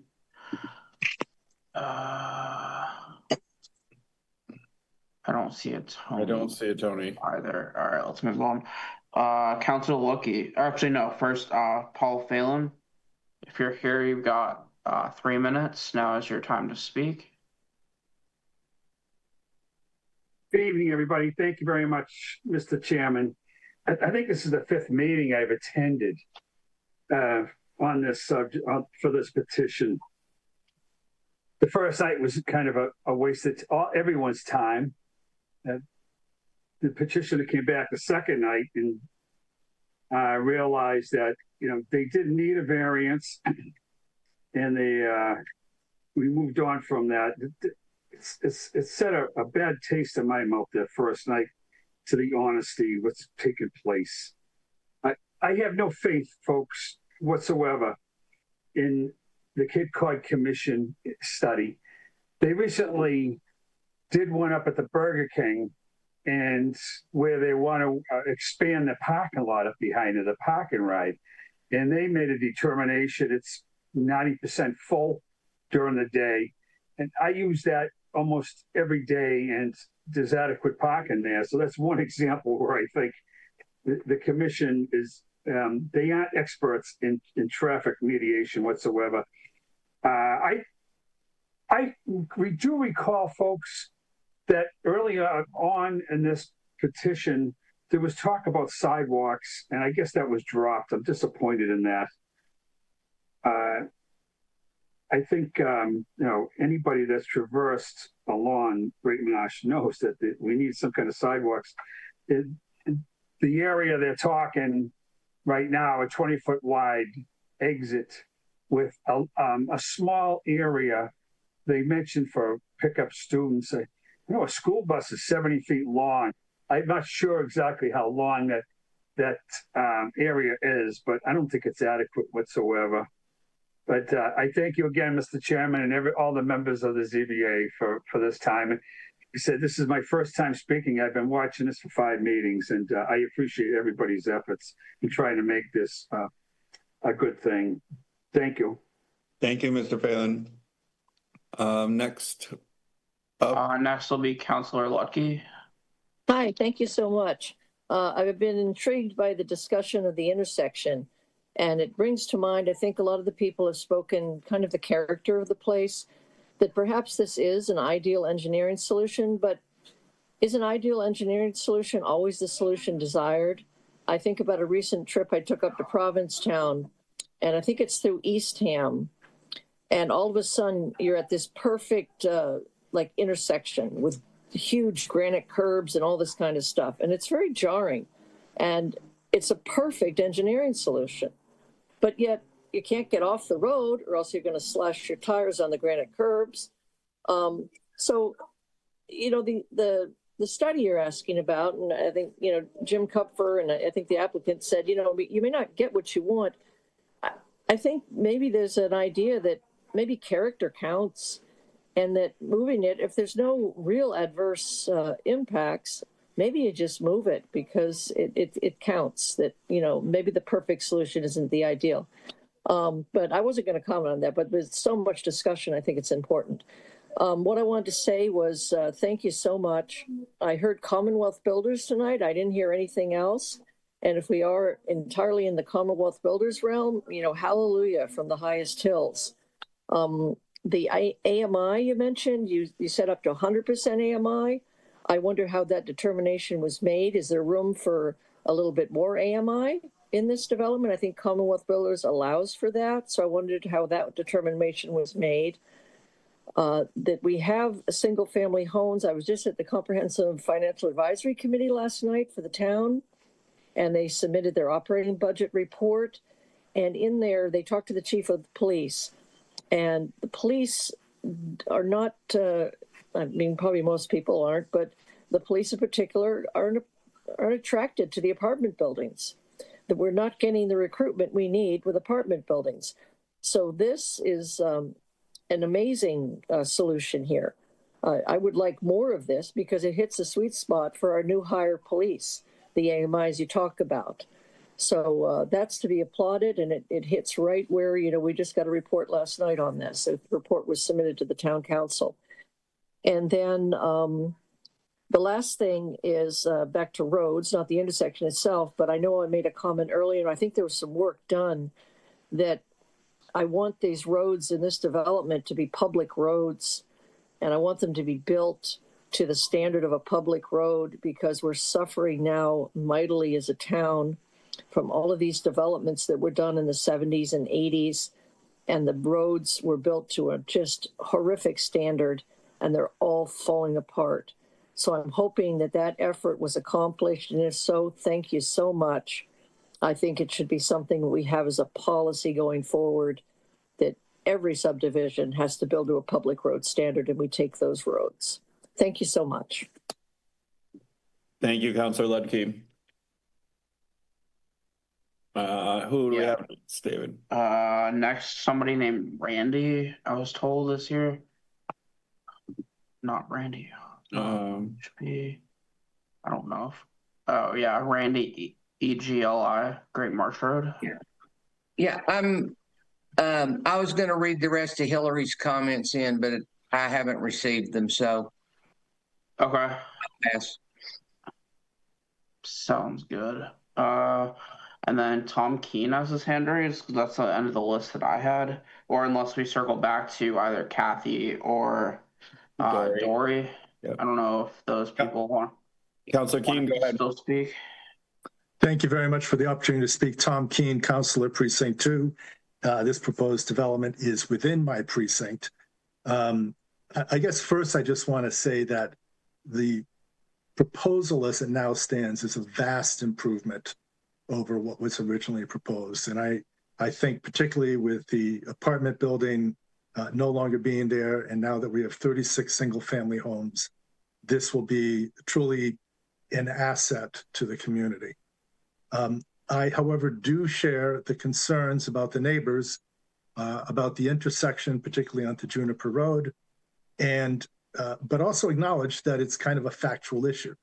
So I think what I would ask the ZBA to do is, in fact, to proceed forward with a peer review so we can have more information to be able to evaluate that in a far more comprehensive fashion. Thank you. All right, thank you, Councilor Keene. Do we want, I see Dory's still here. Is Miss Nelson still here? Yeah, they're both still here. If either of you'd like to unmute yourself and speak for public comment.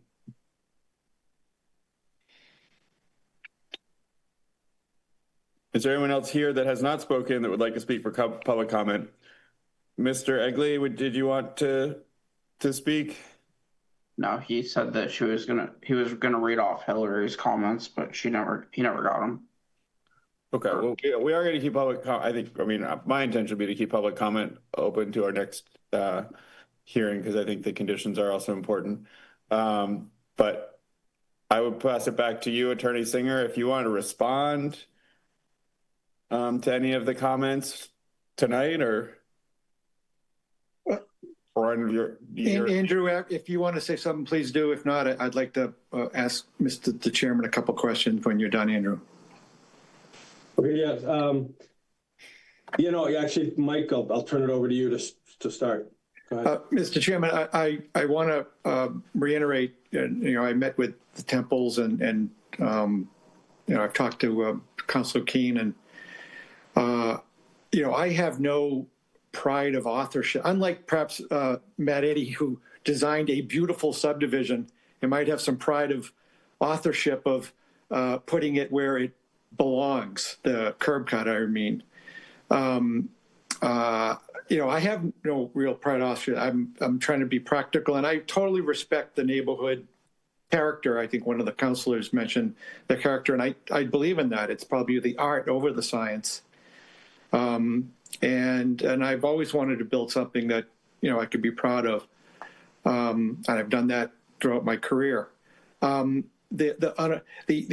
one thing that bothers me is, and you have the right to do the peer review, and my concern is, fine, you say it, I'll pay for it. It's not going to be an alternative analysis, so a lot of people on this call are still going to be frustrated, and will have spent some time, some money, and more importantly, time doing it. So my question is, if I gave serious thought about moving it, when I met with Hillary, and I told her that we wanted to move it. It was, but there was no way we could do the work in time for this hearing. The work that you've required us to do, as Andrew mentioned earlier, we've been performing at your, I'll say, request, if not encouragement, at a level of what I call formal standard, not informal, not preliminary review. So we have this road fully engineered from stormwater to sewer to curb cuts to hydrant placements, and which is, I didn't mind doing because I was putting the road where everyone told me to put it. It's not maybe in the comm safety's comment, but their preferred place is where we put it, because the chief assistant that came to the meetings, and Jim was there, he said, maybe we have to come down Juniper from 132 to cut across. Maybe that's a little safer for us. We can get to that sick person a little faster in case Finney's Lane and Great Marsh is blocked up. These type of subtleties led us to here. And then when your requirement that we have that you wouldn't give us a stormwater waiver, we spent to, so if I move the road, I have to redo all that engineering all over again. Then and then maybe that traffic review has to be reviewed. So if you're telling me that if I had Randy modify, if I move the road but do it on preliminary what I call the normal standards of 40B submittal, have Randy redo his study because he has all the data, but rewrite it with the new location. And would that then have to be reviewed? And what do we do about the comments we already have on the record that where I put it is the DPW's preferred location, safety preferred location, and now I'm putting you in a place where you say the concerns of the residents of Besner outweigh the concerns of DPW and safety. So I'm in the middle, and I'm happy to have you pick one. I just wish you would have picked it so I could have given you what you wanted without having, 50 grand that I have to redo. Okay. Attorney Singer, did you want to add anything tonight, or? The only comment I wanted to make in answer to one of the questions is that the houses will be hooked up to sewer from the get-go. No Title V's are proposed. Yeah. Were there garages on some of them? I can't remember from the elevation. No garages. No garage. No garages. Okay. But there are two-car driveways. Two-car driveways. Yep.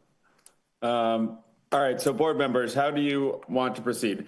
We did not have a lot of comment specific, other than I think maybe our two counselors, specific to the peer review question of that determination. Are we peer reviewing or not peer reviewing? And so I guess that, to me, that's sort of what is before us tonight. I don't see a lot of other things in the plans that I'm concerned about myself. I just don't know where the road should be or shouldn't be. And I don't know who to just make that decision. And I don't know. Aaron, thoughts? Go ahead. Yeah, again, I would tend to agree in this case with the applicant that I wish we had addressed this, I guess, and that some of the folks in support of peer review had been more vocal, a meeting or two ago. So I don't see the need for peer review. I really don't. I think the conclusion will remain the same, and yet, I'm still wrestling with this notion, and I certainly understand the applicant's frustration with going back and having to redo the amount of work you'll have to redo if the road is moved.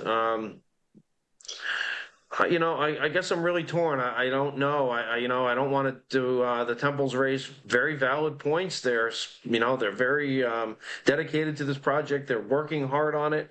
I don't want to wait another meeting to require it, and I'm sure the applicant doesn't want me to recommend that either. So I guess, I'm going to leave it up to the other members of the board to, sort of yay or nay it. I don't think Herb necessarily cares about it. Manny, Jake, and forgive me, I can't remember who else is on this one, but what your thoughts are, and if it's the majority is in favor of peer review to be told what we already know, I think, because it is going to support, I believe that, I guess, because of the best practices and what Randy Hunt has told us. I don't dismiss him, and I'm not a questioner of experts. That's not my point. But I think in this particular case, there's compelling arguments from folks who live in the area that moving the egress would be supportive to the neighborhood. So, Aaron, I don't mean to interrupt, but I did anticipating, I called Jim Cuffler weeks ago and said, give me a peer review and please do the work coming into May 27th so that we could find out, personally, I want to know how much it costs. That's irrelevant, but more important for this committee is how long is it going to take? Because we have to close the hearing at the end of June. And I don't know if he has any data about the estimate time of when a peer review report would be made available. Yeah, and I don't know the answer to that either. And again, I'll let Jim speak for himself at this point. I don't think it makes sense to Again, not, anyway, I'll let Jim take over that. That's not my purview to argue that point. Yep. Yeah. Mr. Egan did reach out and asked if a peer review could be conducted in advance of the meeting. I subsequently, I stated to Mr. Egan that I would speak with the chair regarding that. I did speak with Mr. Dewey. And Mr. Dewey, please correct me if I'm wrong, but I believe the answer was he wanted the full board's recommendation to move forward with a peer review or not. All the while we have a scope ready to go and can request quotes. There will be a 1 to 2 week turnaround on the quote response, and then they have to do the work. I certainly think we could have it prepared in advance of a date certain, and I can work with the board on that. But yes, at this time we do not have that peer review completed. No, I knew it wasn't completed. I didn't know if you had the data if you ordered it, how long it would take. That's my question. We don't know, but I can certainly, I can work with the board on trying to expedite the peer review as soon as possible. I mean, are we looking at 4 weeks, for instance, do you think, Jim, roughly, give or take? Yeah, so in terms of calendar, so we have worked with the applicant to extend the deadline. So the applicant has authorized extension of the deadline to July 28th. You do have a July 8th meeting, which would be essentially a little over a month. That would give more than enough time to do a full peer review if the board truly wanted to move forward with that. Sure, do it. So, Mr. Chairman, if I may. Well, it seems to me, and first of all, I want to start by thanking Mr. Egan and his team. I mean, I think from where we started and where we are now has shown an incredible amount of flexibility, good faith on his part to address some of the real concerns that I think have been raised. But one of the difficulties I find in these types of cases like 40Bs is this board is put in a position of sort of relying on experts or even asked to become experts, and we're not. But I guess I'm questioning the need for peer review. If one of the experts I choose to follow is the town engineer, he says that the egress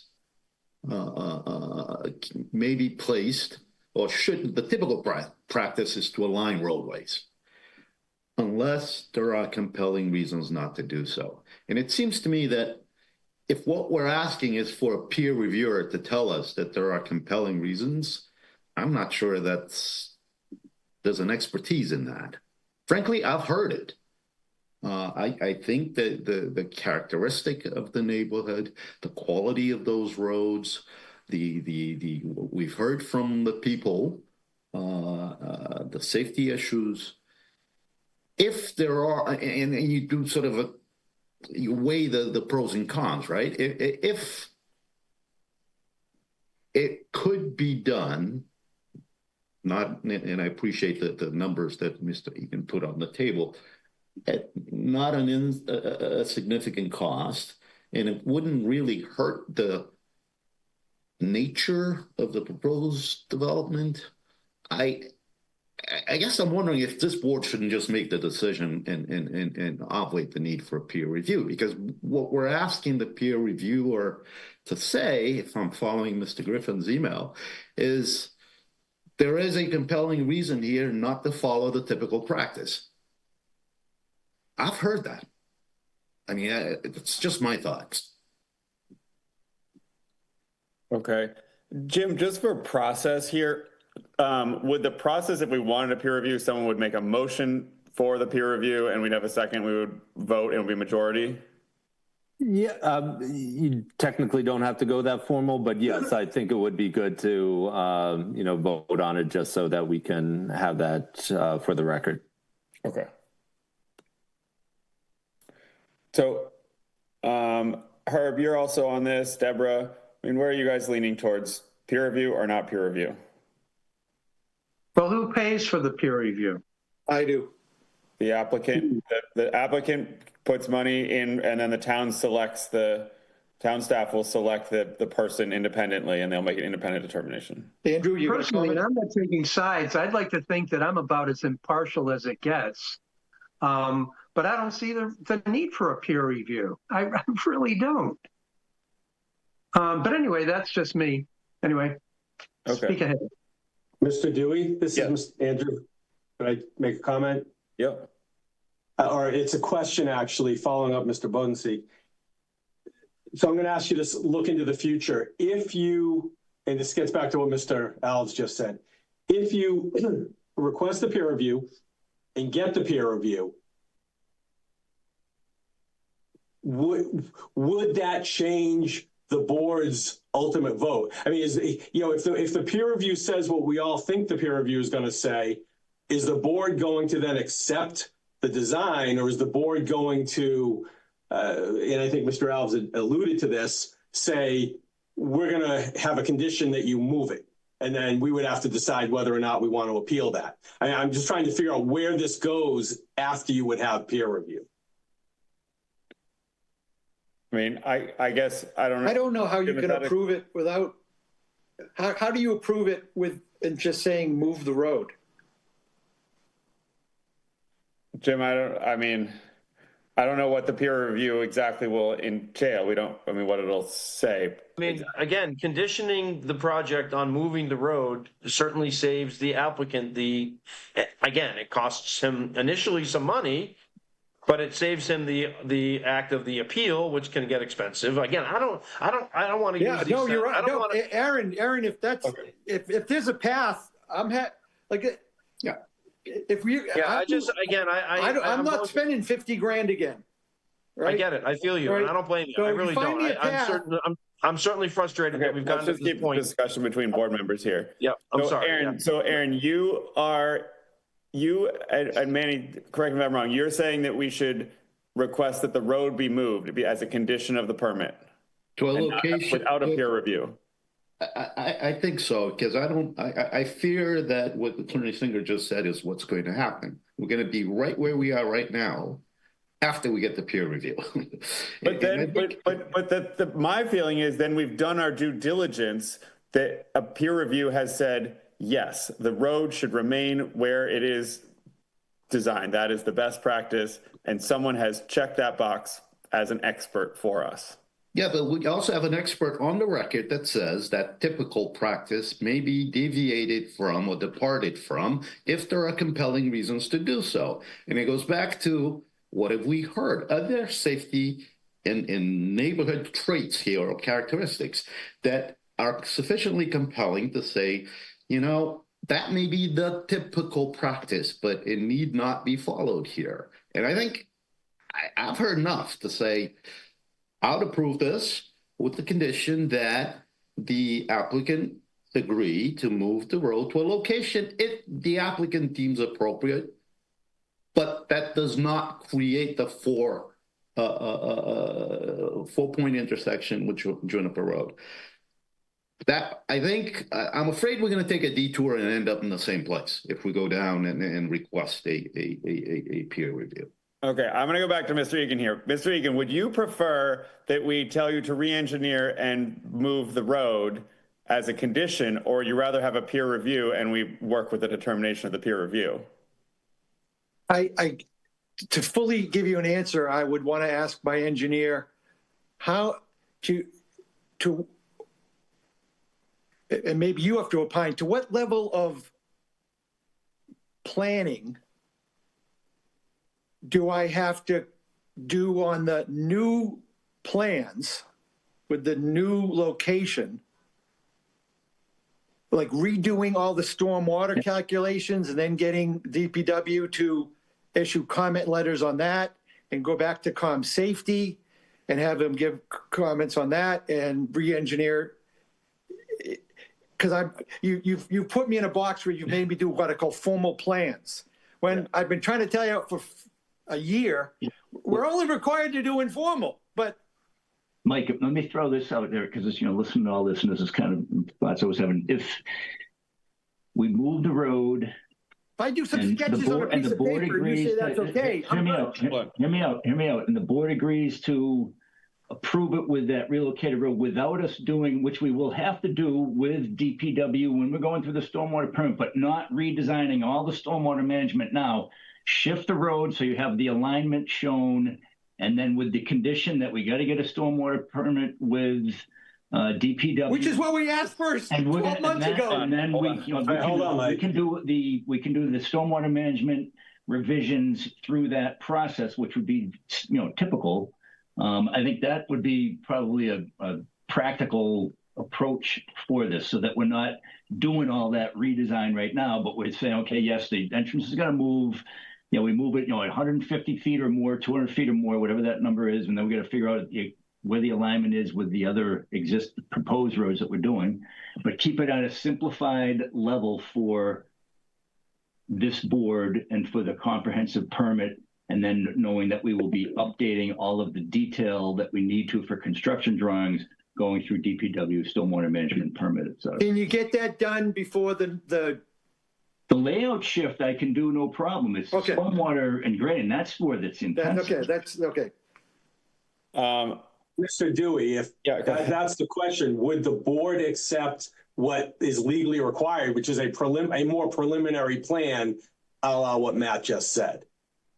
I'm only one member, but I think so, because in your permitting process, you're going to, DPW is going to look at your final plans and determine if there is sufficient. You're not asking for a waiver from stormwater. So I don't think that's not an issue for me. But again, I'm still just back. Jim, go ahead. Yeah, I was going to add to that. If the board wants to consider this, we can absolutely work with Attorney Singer to redraft a condition for your consideration to reflect what Mr. Eddy said. Okay. So, Deborah, any thoughts on you? I'm feeling, Herb, you don't really want to move the road. Is that correct? And Manny, you want to move the road, and Aaron, you want to move the road.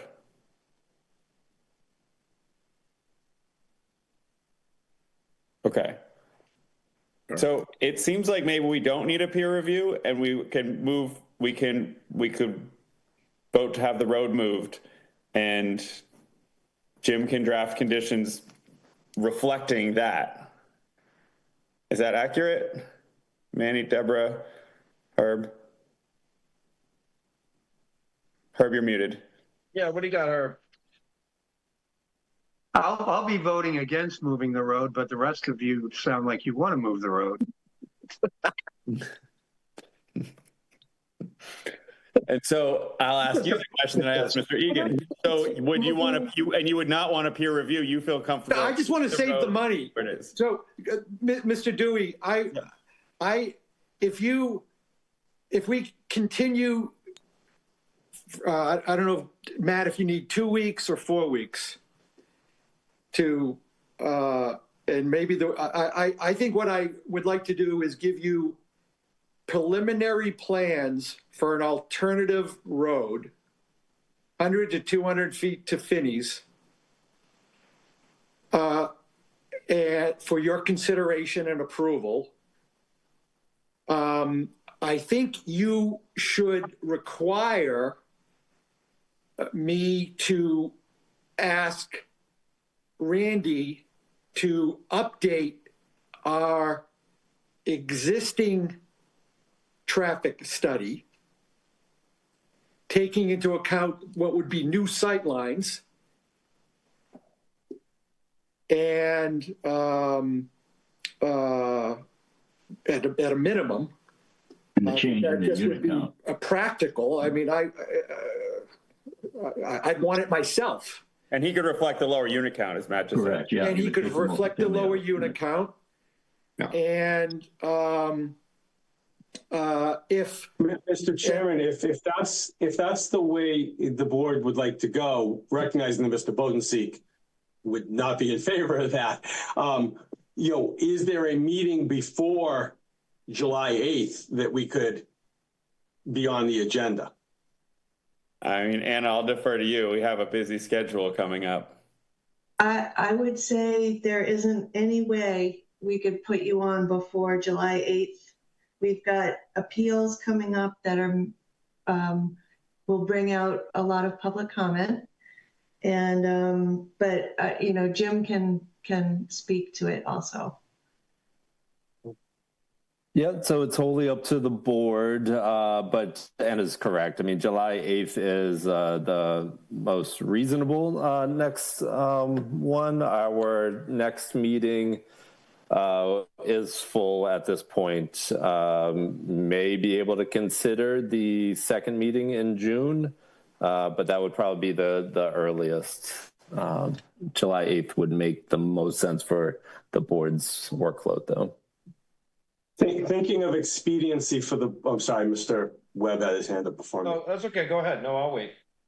Okay, thinking of expediency for the board and the applicant, and given the current timeframes for the board's decision, if we're going with doing a preliminary plan for an alternative road, doing the updated TIAS, which can certainly be done in the next, several weeks, could the board, if we continue to July 8th, could the board also review the draft conditions and decision in the interim with the idea that at July 8th, we close the public hearing and the board can begin its deliberations on that draft decision?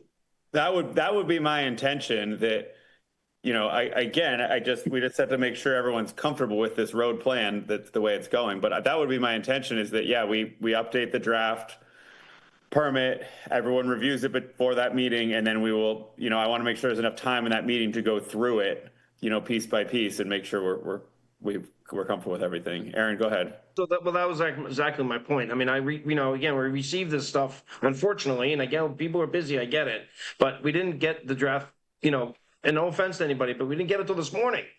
I mean, and it's 5-6 pages of really some detailed language that, really takes some concentration, and not just, I mean, maybe it's just me, I'm a layman here, but, I really had to read that thing thoroughly through, and DPW's report came even later than that this morning. So, I think if the plans could be submitted, I get no pressure to Mr. Eddie. He's probably the busiest man in America, but if he can get those done as soon as possible, we get a chance to look at them. They get submitted to Anna. They get added to the meeting materials. It gets forwarded to us. Jim works on the draft thing, so we have the chance to absorb some of this prior to day of meeting. And again, I know I'm appearing maybe to be a little, aggressive here, but it's difficult to get this much, information processed in less than 12 hours. So that's my, I think July 8th makes the most sense. I know that the next two meetings are going to be a big lift for the ZBA here, and I should, and I agree with Attorney Singer. At that point, we should be buttoning this thing down and up. Okay, so back to the issue at hand. So moving the road. The only other concern I have is if we get comment from DPW that says that is the not preferred way of the road, are we okay? Are we comfortable overriding him essentially? Is everyone?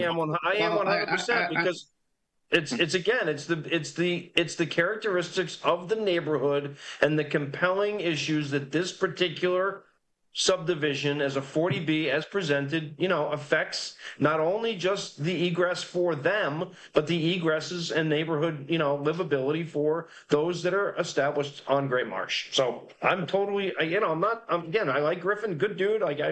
This is a unique set of circumstances that I would have no fear or hesitation to say I disagree with that. Okay. Manny? Yeah, I agree with that. I think we're relying on the town engineer's words here, that there is a compelling reason for not following the typical path. And I think if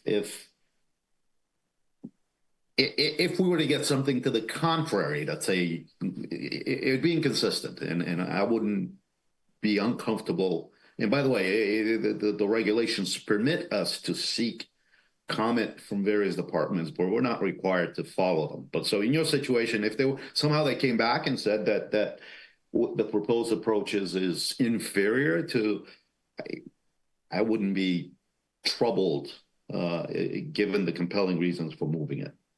Okay.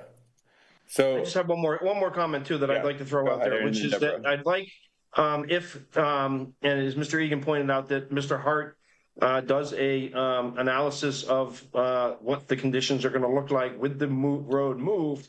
That again, we haven't heard from him, or I don't believe we have, about what the Temple's brought up in terms of that statute.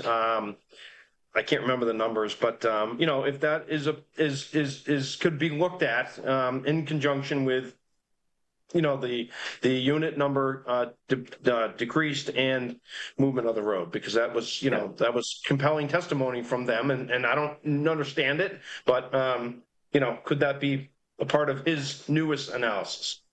It certainly would be, and you know, I know that Griffin didn't bring anything of that nature up, but nevertheless, I'll look into it and be responsive to it. Of course, I will.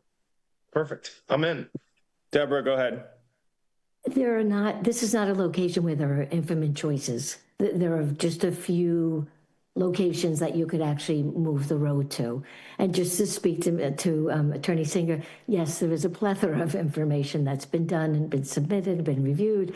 And to Mr. Ian, we're very appreciative of how receptive you've been to take everybody's comments, mull them over, be so responsive. But I think it maybe makes sense that, based upon what Mr. Egan suggested, that we do take all this information that is out there already and look at this alternative, which sounds like there's one, maybe two. So based on that, the traffic, using new information, which is based on the 36 houses, as you suggested, Mr. Egan, does that make sense to? I think it's just it's between 100 to 200 feet back. Yeah, we'll determine a location, shift it down that makes sense based on site distance, houses across the street, et cetera. I'm going to come back with one location and say this is the alternative. So I'd like to make a motion. The end of it is basically it's either or this is better or that's better. I mean, does it become definitive, Mr. Reddy, at that point once we see? Well, I think when we submit it to you, I mean, it's going to be definitive based on the board's decision. I mean, it could still be either, but I think that's, you know, what we're hearing. It's the shifted location that is what's being preferred by the board. So we'll just make, you know, we'll propose it so that, you know, identify that it's meeting, you know, necessary site distances, et cetera. And, you know, it's an alternative location that it might not be the preferred location like everybody's talked about from a typical, you know, standpoint, but it is, you know, a location that can work, if you will, that will not, you know, create undue safety concerns.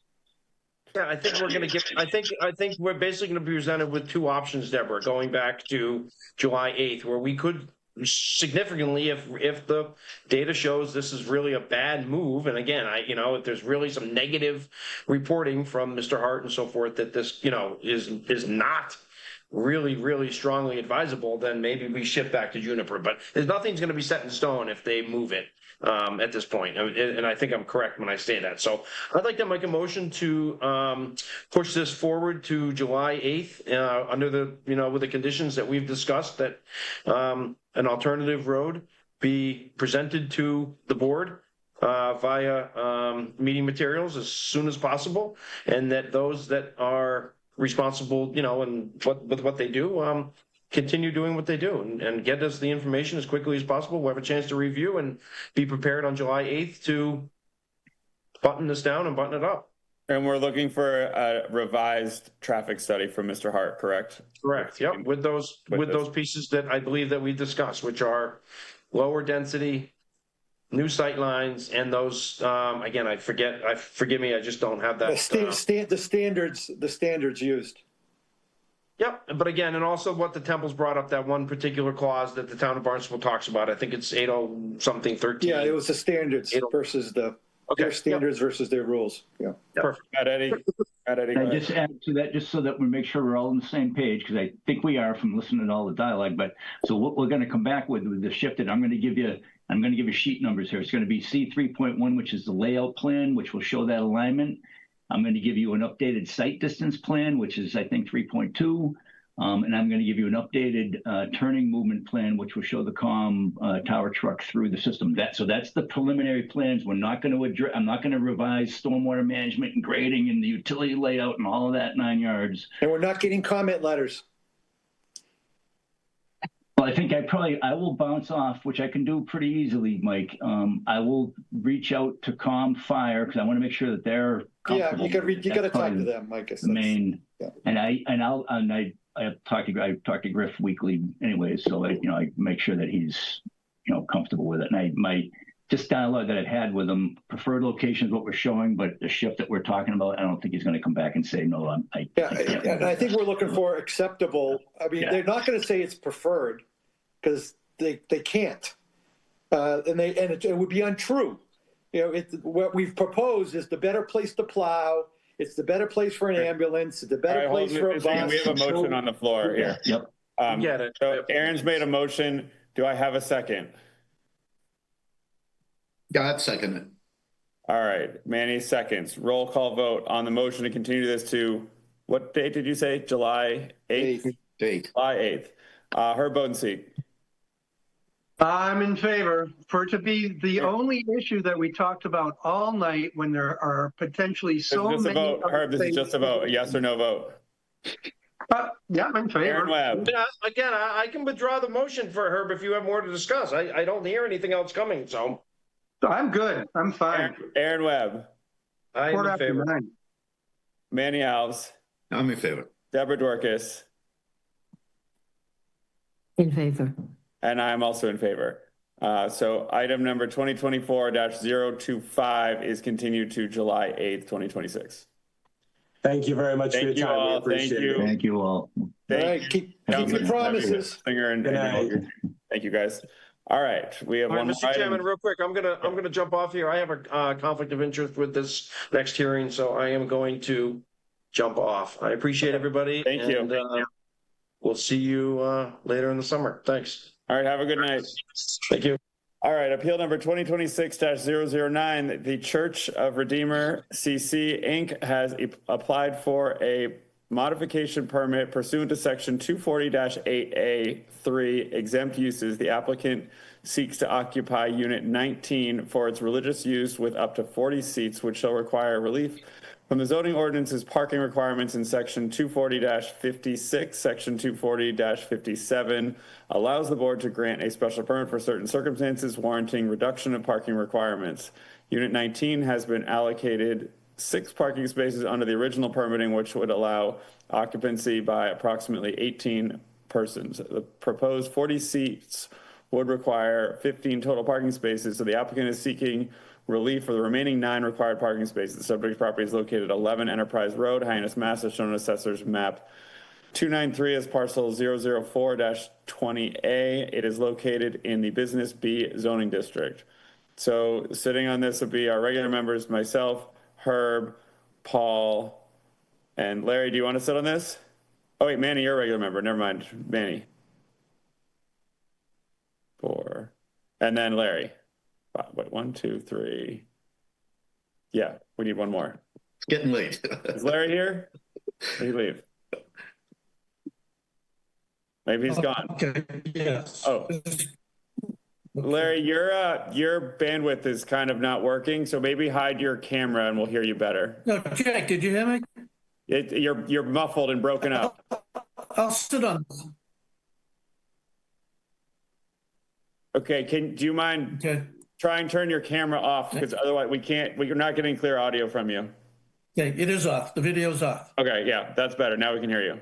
Okay. All right, Attorney Cox, do you want to run with this? Yes, thank you very much. Good evening, Mr. Chairman and members of the board. For the record, Eliza Cox with Latanzi Spalding and Landreth on behalf of the applicant, which is Church of the Redeemer Cape Cod, Inc. Joining me this evening is the senior pastor, Thiago Race of the church. He is also on this Zoom call. I also represent the owner of the unit, Unit 19, which is Robert Kopelman. The church is the proposed tenant to go into the unit. I do have a couple of slides. I'm going to be very brief tonight. I know you've had a long night, but if I could share my screen, I can pull those up. David or Ann, are you able to give? Thank you, David. Okay, great. So this slide shows it's an aerial photograph of the subject property. It's a little over 2 acres. Bierce's Way is here, and then Enterprise Road is here. I'm sure you're all familiar with the site. As was mentioned, it's in the B zoning district and the groundwater protection overlay district. The property is developed with a building that's about 26,250 square feet that was constructed in 1985 as a multi-unit office retail building. In December of 1986, the property was put in a condominium form of ownership with 21 units, and it's known as the Enterprise Corners Condominium. There are 90 parking spaces on the site that serve the property. These are all part of the condominium shared area. This is a slide of the condominium plan that's a record at the registry. Unit 19's location is shown in green. The Church of the Redeemer CC Inc. is a religious organization, which, as I mentioned, is proposing to lease Unit 19 and is proposing minor interior renovations to occupy the unit as a 40-seat church. Under the zoning and original permitting at the time, based on the size of Unit 19, it was allocated somewhere between 5 and 6 parking spaces, which, after applying the current zoning ordinances parking schedule, would allow for occupancy of about 15 to 18 people in that unit. Those 5 to 6 parking spaces more than adequately serve the church's needs during the week. During the week, they just have very small study groups periodically throughout the couple days a week, which typically have only between 3 to 6 people attending those study groups. The modification permit relief that we're seeking today only deals with the Sunday services. As I mentioned, they're looking to have 40 seats in this unit. The Sunday services, there's a devotion Sunday school at 9:30 on Sunday morning, and then the worship service is at 10:30 on Sunday morning. Presently, the congregation for the church is about 22 members, but they would like the ability to grow up to about 40 members, so 40 seats are proposed. So with those proposed 40 seats plus the church leaders, we're looking for the ability to accommodate about 45 persons in the building, which equates under the parking schedule to a total of 15 parking spaces that would be needed for that Sunday morning service. So 15 of the 90 on-site parking spaces. Basically, we need 9 to 10 additional spaces beyond what sort of was already allocated under the original permitting for the site. We did submit, and hopefully you've had a chance to read, a memo dated May 5th that inventories all of the unit occupants that are within this site. The majority of those units are retail or personal service providers like nail and beauty salons, and offices.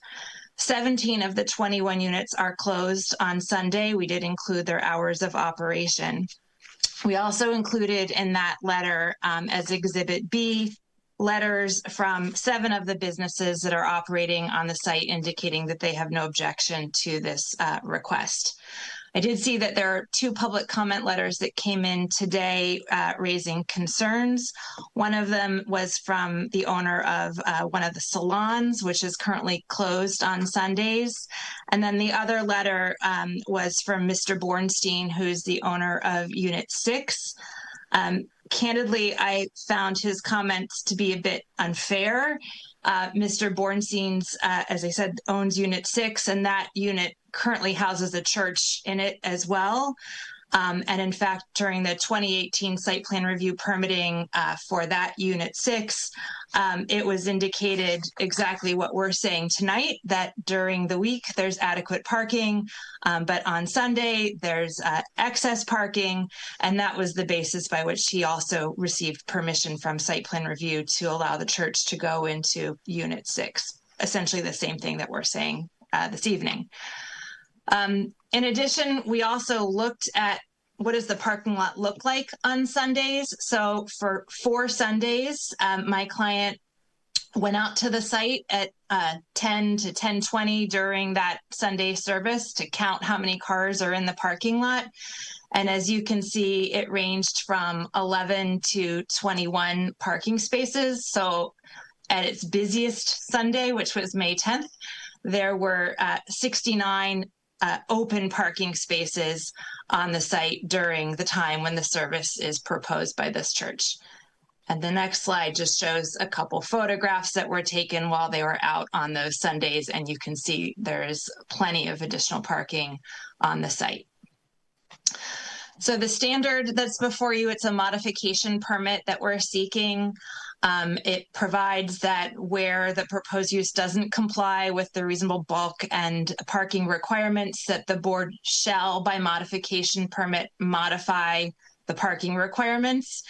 Where such regulation would substantially diminish or detract from the usefulness of a proposed development or impair the character of the development so as to affect its intended use, provided that the modification doesn't result in public safety hazards along adjacent roadways and will not create a nuisance to other surrounding properties, such as it will impair the use of those properties. We respectfully suggest that that is met. The only time when the church would need additional parking spaces beyond what it's allocated is on Sunday. And as you saw from the prior photograph and table, there's plenty of parking spaces available for this use on those Sunday mornings. So that concludes my presentation. I want to keep it brief. I do have a comment on one of the conditions when we get to that stage. Thank you, Mr. Chairman. Thank you, Attorney Cox. Board members, any questions for the applicant? Go ahead, Manny, sorry. It's okay. I guess I'm trying to understand, Attorney Cox. So the parking limitations, when this was initially, the development was being done in 85, was in total, right? Correct. The allocation to individual units, was that part of that approval, or was that done when it got converted to a condominium? No, not there. So the condominium just simply provide, the documents simply provide that the parking spaces are common area. They're not allocated to individual units. So when I said that, it was part of the original permitting. So looking at that 1985 site plan, they took the size of the building, assumed it was office retail use, and came up with a parking ratio. And so when you look at the size of this particular unit, which is just over 1,000 square feet, and you apply the parking ratio, it would give you somewhere between 5 and 6 parking spaces. I guess that's, maybe I'm being dense, that's the part of this that I don't understand. So the number of spaces allocated to this unit is what you're asking us to modify for use only on Sundays. Is that the way to think about it? Yes. Yes. And that allocation, is that by ordinance? No, it's simply applying the, so the site has 90 parking spaces. There are 21 units on it. There's various uses that are happening that have different parking ratios in those 21 units. Looking back at how the site was originally developed, it was called out as an office retail use. And when you do the math, it would give each unit roughly access to 5 to 6 parking spaces, depending on the size of the units. So, I mean, that's how we broke it down. You know, I think the bottom line is we did have conversations, I will say, with the building commissioner, like, do we need to come here?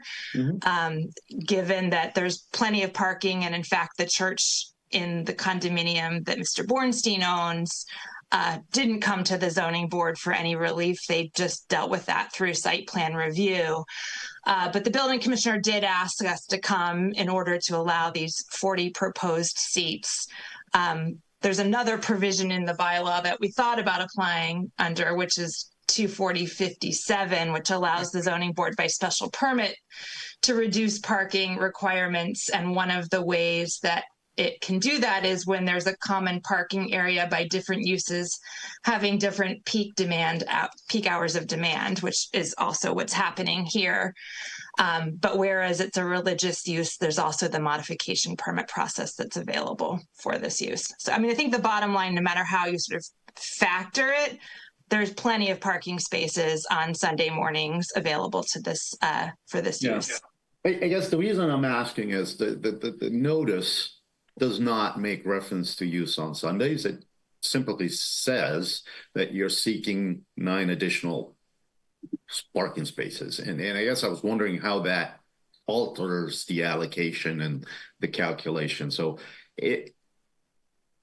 Manny, along with that, along with your question is, are these spaces now numbered? I mean, are they signs on them? No, they're not assigned. They're just common area. So how do you control it? Yeah, I mean, I think as tenants have changed over, I mean, the building department has sent us here, but as tenants change over, they share the parking lot. That's how it's done under the condominium. Attorney Cox, how many seats is Mr. Bornstein's church? I think I looked through the 2018 site plan review records. It looks like 43 seats, so slightly more. And they're operating on Sundays at the same time? Correct. Okay. So I think on the table I showed, there's somewhere between 11 and 21 parking spaces being utilized, I think largely for that church. Okay. And again, just to be clear, because we didn't read the notice, but I'm looking at the staff report, and you're not asking that the allocated number of parking spaces for this unit be changed other than for Sundays. Correct. Okay.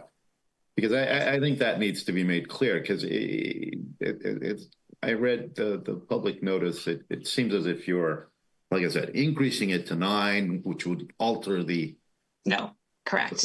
Only on Sundays they're looking for the ability to have a service with 40 seats, which necessitates parking. I guess part of the reason I ask is I was questioning why this was before us, and I take your point. You were sent by the building department. Yes. but this sounds like the sort of thing that could have been just agreed to in the HOA. That the allocated number of spots is 6, except that for unit 19 on Sundays they can, right? I agree. Yeah. I agree. Yeah, we tried to avoid coming here. I will say that, but we'd love to see you. Don't get me wrong. Nope, I get it. So on that, Manny, so by granting you more, you got to be taking away from somebody else. So which units are going to lose parking places on Sunday? We're just occupying parking spaces in the plaza. There's most of the units, 17 of the units are closed on Sundays. And it's an open parking lot available to the unit, to the condominium association. There's no parking spaces that are assigned to individual units. Okay, then let me go back. I missed something I think that Manny brought up was Unit 19 has been allocated 6 parking places under the original permitting. Permitting by who? Just building on the building permit plans. If you take the size of the building and you break it down by contemplated uses, it would be roughly 5 parking spaces would be for this particular unit, 5 to 6 parking spaces. Okay, but my question is, the town didn't grant that. No, there's nothing. It's just on the site plan, the original site plan. So when you build a building, you have to allocate the number of parking spaces based on contemplated uses and the size of the building. And that's what's shown on the original site plan. Okay, but then the HOA takes over, am I correct? And the HOA does not assigned parking spaces. It's just common area. Units are not allocated individual parking spaces under the condominium documents. So why are you here? Yeah, but good question. So we tried to avoid being here, but the building commissioner felt like that we needed to come here. My concern, Attorney Cox, is that the regulation that you're asking us to use to grant you the modification permit says we are hereby modifying the regulation, the bulk regulations or the parking requirements. Right. We're not. No. We? We're not. The unit, the development was allotted or is required to have 90 spaces. How it's used among the tenants, is that really determined by regulation of the town of Barnstable? But the use changed, right? That's right. The church use is different than office retail. Exactly. Yeah. That's the issue. Yeah. So it requires more parking. That's right. Right. What's the regulation we're modifying? Because that's what I'm modifying the requirement of the religious institution of how many parking spaces that they need to have and that they are sufficient on site. So this is a Dover Amendment case. Yes. No, well, yes and no, but it's through our own bylaw. Yeah, that's right. So we have the right to take parking places away from other units. No. No. Yeah. Director Kupner, do you want to weigh in? Sure. So practically speaking, each and every time a new use takes up a space that is existing, we ask the new tenant, and typically, served by someone like Attorney Cox, to provide a parking schedule, among other things, during site plan review. Whenever it's a plaza, we don't just ask for the required parking for the tenant, but the plaza as a whole. So we understand each and every use within the plaza and confirm that there's, in totality, adequate parking. Whenever there's a use that requires additional parking than that of the previous use, sometimes it becomes an issue, depending on the history of the plaza.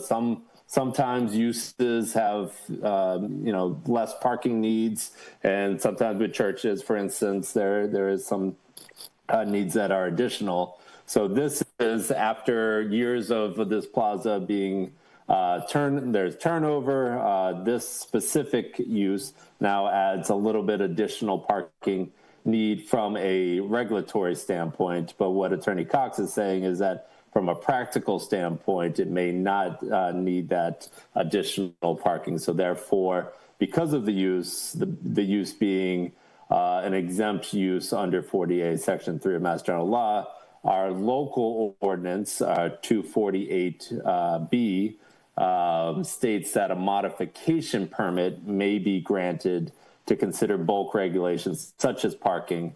So for this type of use, you can consider a reduction in parking for certain reasons. And what Attorney Cox, I believe, is stating is that the use as it relates to hours of operation, there's not a lot of overlap. So therefore, the practical need for the additional spaces is not there. And so you would be granting a modification specifically for this use.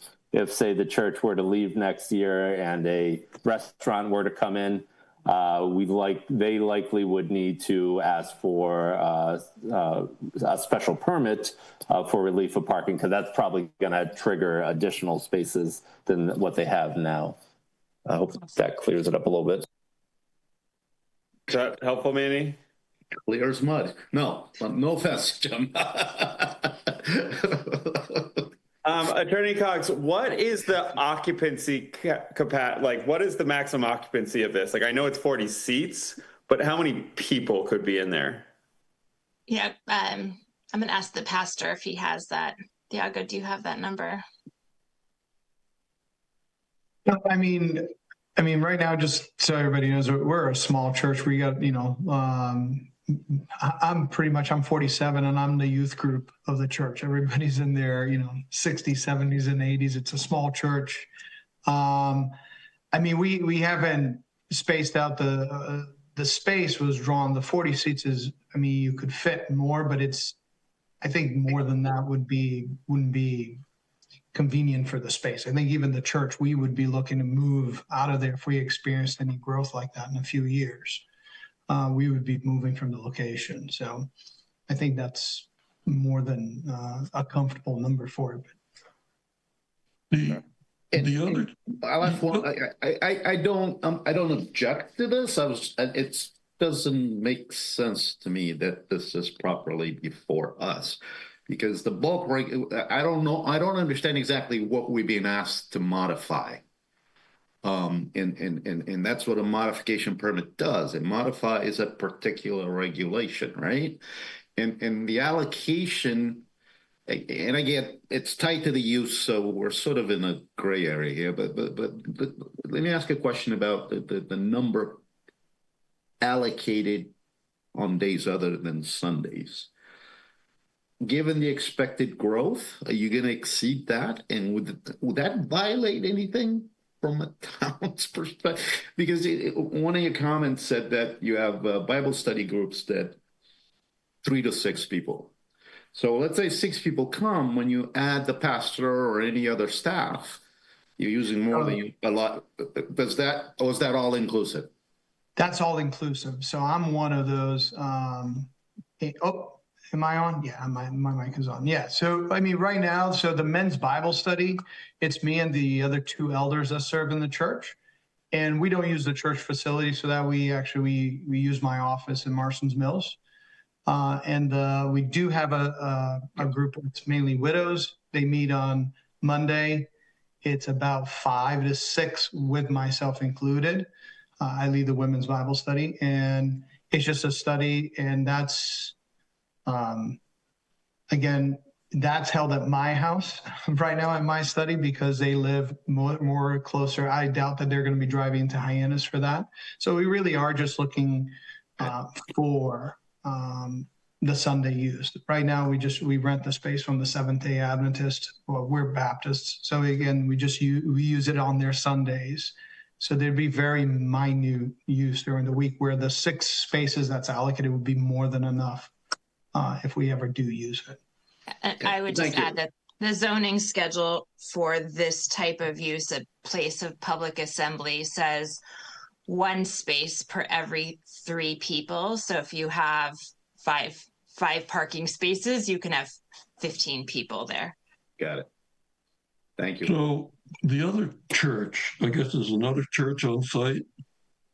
Does it have seating for 40? I mean, I think in looking at their records, I did pull their online records. It looks like the plans that they submitted showed like 43 seats.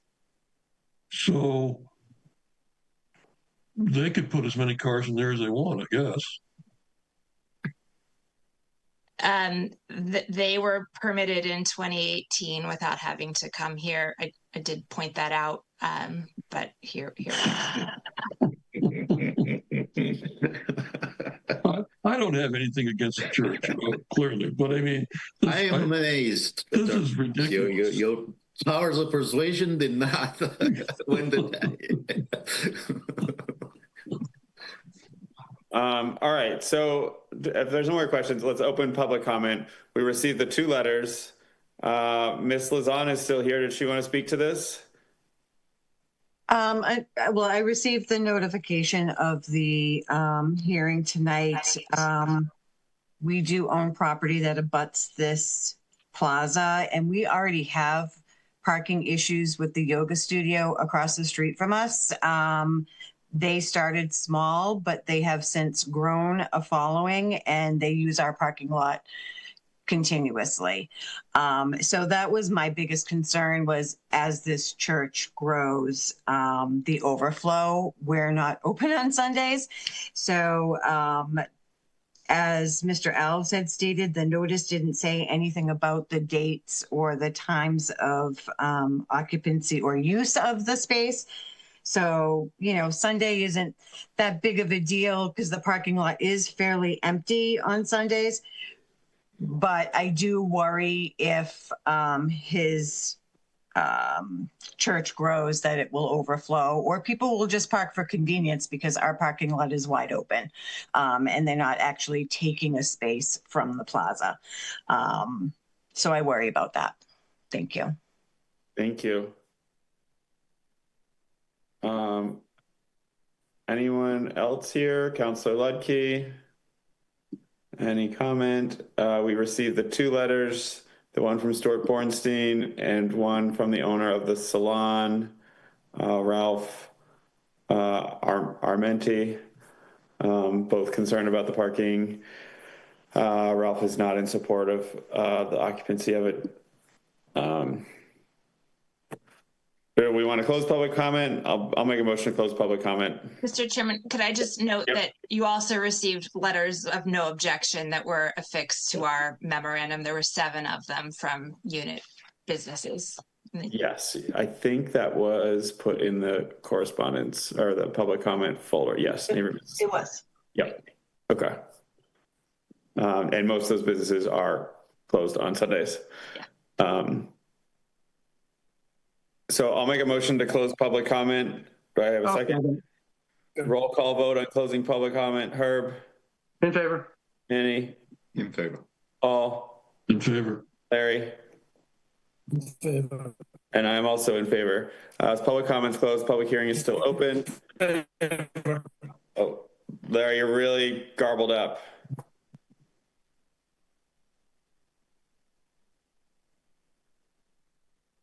Larry? I'm not sure what he said. You say tell Larry that the phone connection works better sometimes, a direct telephone rather than Wi-Fi. The interconnection, the internet is not working too well. Jake, can you hear me? We can hear you now. Yeah, we got you now. Okay. You got a cheap service there. I guess so. So now public comments closed, public hearing still open. Does anyone have any more deliberation? I mean, I think, again, Manny, like process here, I don't know what the exact right process is, but I think it makes sense. I think either process of, through this or the other one would, special permit would make sense, as it's non-competing for parking businesses are operating in this pretty large parking lot. Yeah, can we condition it for Sundays? I think so. Attorney Cox, did you have comments on the findings? Just one condition I had a comment on, and it's condition number 3 of the staff report, which is your standard condition that it represents full build out of the lot and that further changes to the lot are prohibited without prior approval from the board. I would ask that that be stricken. This particular unit shouldn't be in default if another unit owner makes a change to their unit and that somehow that affects this unit by virtue of leaving that condition in the decision.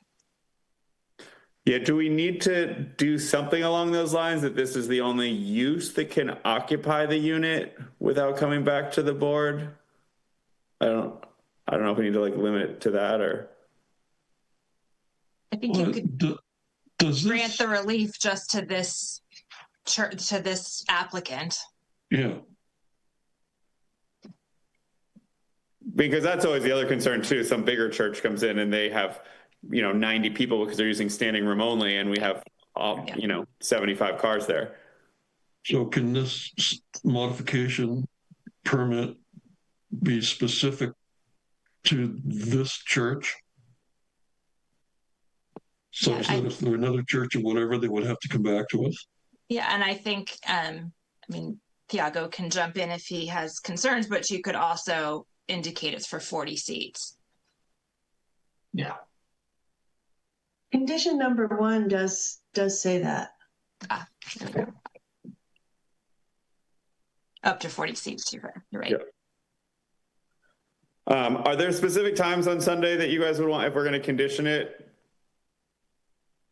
You guys have a time you'd want to be operating to and from? Yeah, we have a devotion at 9:30 in the morning, and our main service is at 10:30. So 9 to 12, is that sufficient? Yeah, we're typically done by 12:30. Yeah. Okay, so I'll say 9 to 1. Mm-hmm. Yeah. Okay. Does someone want to, I guess I need to make a motion to close the public hearing if someone's ready to make findings. Manny, you look really ready. No, I'm not. All right, I'll make a motion to close the public hearing. I need a second while Manny or Paul gets ready. Or Herb, if you want to jump in. Larry, I don't know if we'll hear. So I have a second to close the public hearing. Yes. All right, roll call vote on closing the public hearing. Herb Bodenseek. In favor. Manny Alves. In favor. Paul Pinard. In favor. Larry Hurwitz. In favor. And I am also in favor. I don't think Larry should make findings. No. I second that. So Paul, Manny, or Herb, who wants to run with it? I'm tired. I'll just say this for the record. Each of the units is allotted certain spots. They've chosen not to operate. A number of spots, not certain spots. No, okay, a number of spots. They've chosen not to operate on Sunday and are willing to give up those spots on. If that changes, I know it's unlikely. We're creating a problem here, right? Because we're picking one of the units and we're giving them an oversized number of parking spots. I just, the logic of this escapes me. I'm sorry. There's 21 units and there's 90 parking spaces, right? Correct. Yeah, you can do the math and each has whatever the number is, 5 to 6. And they're unassigned. Unassigned. I think anytime the board looks at a mixed use shopping center, they have different flows and different peak hours of demand. And if you truly wanted to always have the maximum peak hour for every unit, you'd have massive parking space lots that you don't need. So the idea of shared parking, I think it's smart planning. It's in fact contemplated in the zoning ordinance with the special permit provision, which is essentially what we're seeking, although this is a modification permit because it's a Dover Amendment use. So, I mean, I think the concept of shared parking spaces because of different peak hours of demand is, pretty typical in planning for shopping centers and larger properties that have multi-units. Fair. And I think, I'm sorry, Paul, go ahead. I'm done. I'm saying, so if the Hyannis Landing there wants just some church or something goes, I mean, is there don't they take care of their own parking over there? I mean, they don't come to the town and say, there's single ownership. I give up. I mean, that's single ownership. I mean, ultimately, there should be a condo association here at this place should be, balancing what businesses and allowing what businesses but I mean, if anything other than retail goes in there, most likely going to come back to us because they're going to need more than 5 to 6 parking spaces. Why do they have to come back to us? Exactly. Because they're not going to have, no one's going to have more, like any other use other than office or retail is going to require more than 5 to 6 parking spaces. So they're going to So the HOA is putting the regulation of their parking area onto us. Well said. That's silly. Okay, so who wants to make the findings? We close the public hearing. All right, I'll do it. Take one for the team. Post vocal. All right, this is relating to appeal number 2026-009, Church of the Redeemer /Koppelman. Church of the Redeemer CC Inc. has applied for a modification permit pursuant to section 248A exempt uses. The applicant wants to expand, wants a modification permit to expand from 6 spaces to 15 spaces. My findings are that the application falls within a category specifically accepted in the ordinance for a grant of a special permit.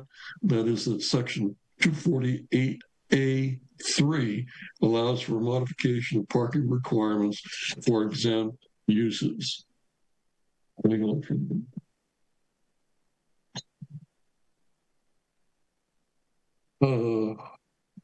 2, after an evaluation of all the evidence presented, the proposal fulfills the spirit and intent of the zoning ordinance.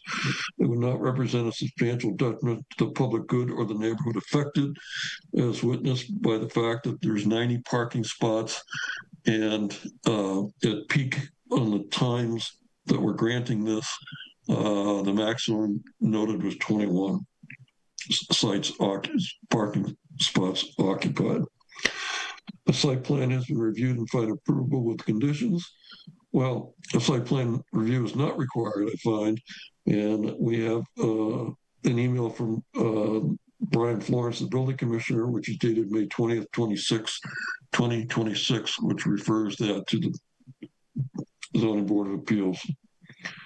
Those are my findings with conditions. All right, I need a second. Actually, I'd suggest one revision. I think we need to say for use on Sundays only. I think that's going to be in our conditions. In conditions. This is just findings. Okay. I mean, maybe it's 6 one way, half a dozen the other, but I thought it would be more appropriate as finding. Okay. I think we can just condition it. I mean, are you worried about the setting precedent or something here? If we don't say it, and we're increasing the number of slots that they're allotted, that this unit is allotted. Or an exempt use. Right, but they're not even asking. That's a condition. Okay, leave it in conditions. Like I said, 6 one way, half a dozen the other. Okay. All right, so did someone second the findings? Yes. Second. All right, roll call vote on the findings. Herb Bodenseek. In favor. Paul Pinard. In favor. Larry Hurwitz. Let's try it again. In favor. All right, Larry. In favor. And I am also in favor. All right, so the findings, yes, now we need to move to conditions. The conditions, I have conditions 1, 2, and 4. In replace of number 3, I would like to condition this to Sundays from only this modification permit for extra parking places from 9 in the morning to 1 in the afternoon. Anna or Jenna, is that sufficient to reflecting on what we discussed and Attorney Cox, is that? Yes. Okay. Yes. Okay. So that replaces number 3. Number 3 is we're deleting. So and then we further talked about ownership change or church change. They would have to come back to the board.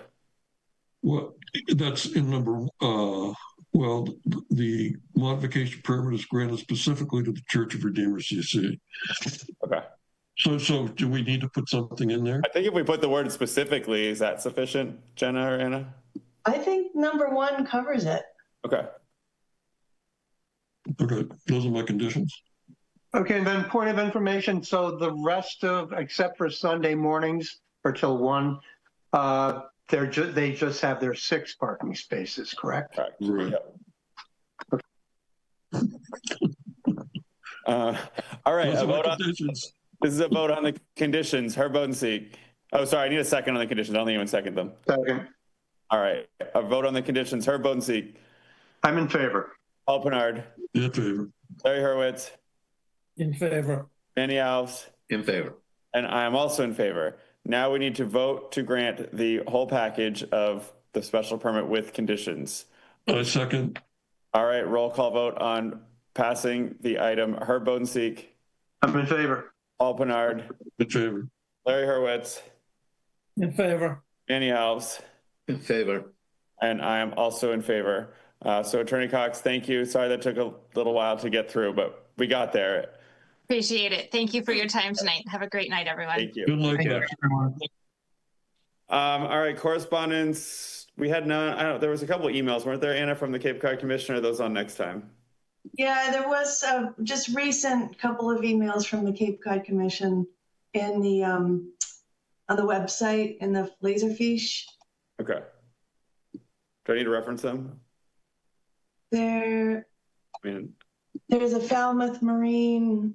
Hold on 1 sec. That's correspondence. There's a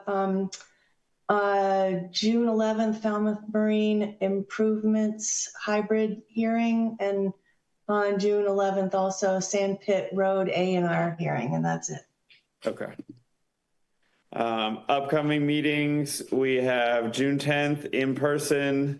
That one will be a busy one. June 24th, we also switched to in person. Yes.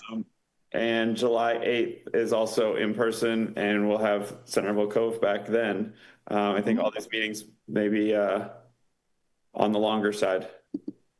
I think so. Yeah. Anything not anticipated, anyone? We do have, if there's anyone watching out there still, we have what, 2 open seats right now? Yeah. Yes. Okay. So reach out to Cynthia Lovell if you want to get an application and join our board. I'll make a motion to adjourn. Second. I'll second. A roll call vote. Herb Bodenseek. In favor. Paul Pinard. Yeah, baby. Aaron is gone. Larry Hurwitz. In favor. There you are. Manny Alves. In favor. And I believe Deborah is gone as well. Yeah, in favor. All right, and I'm in favor. We are adjourned.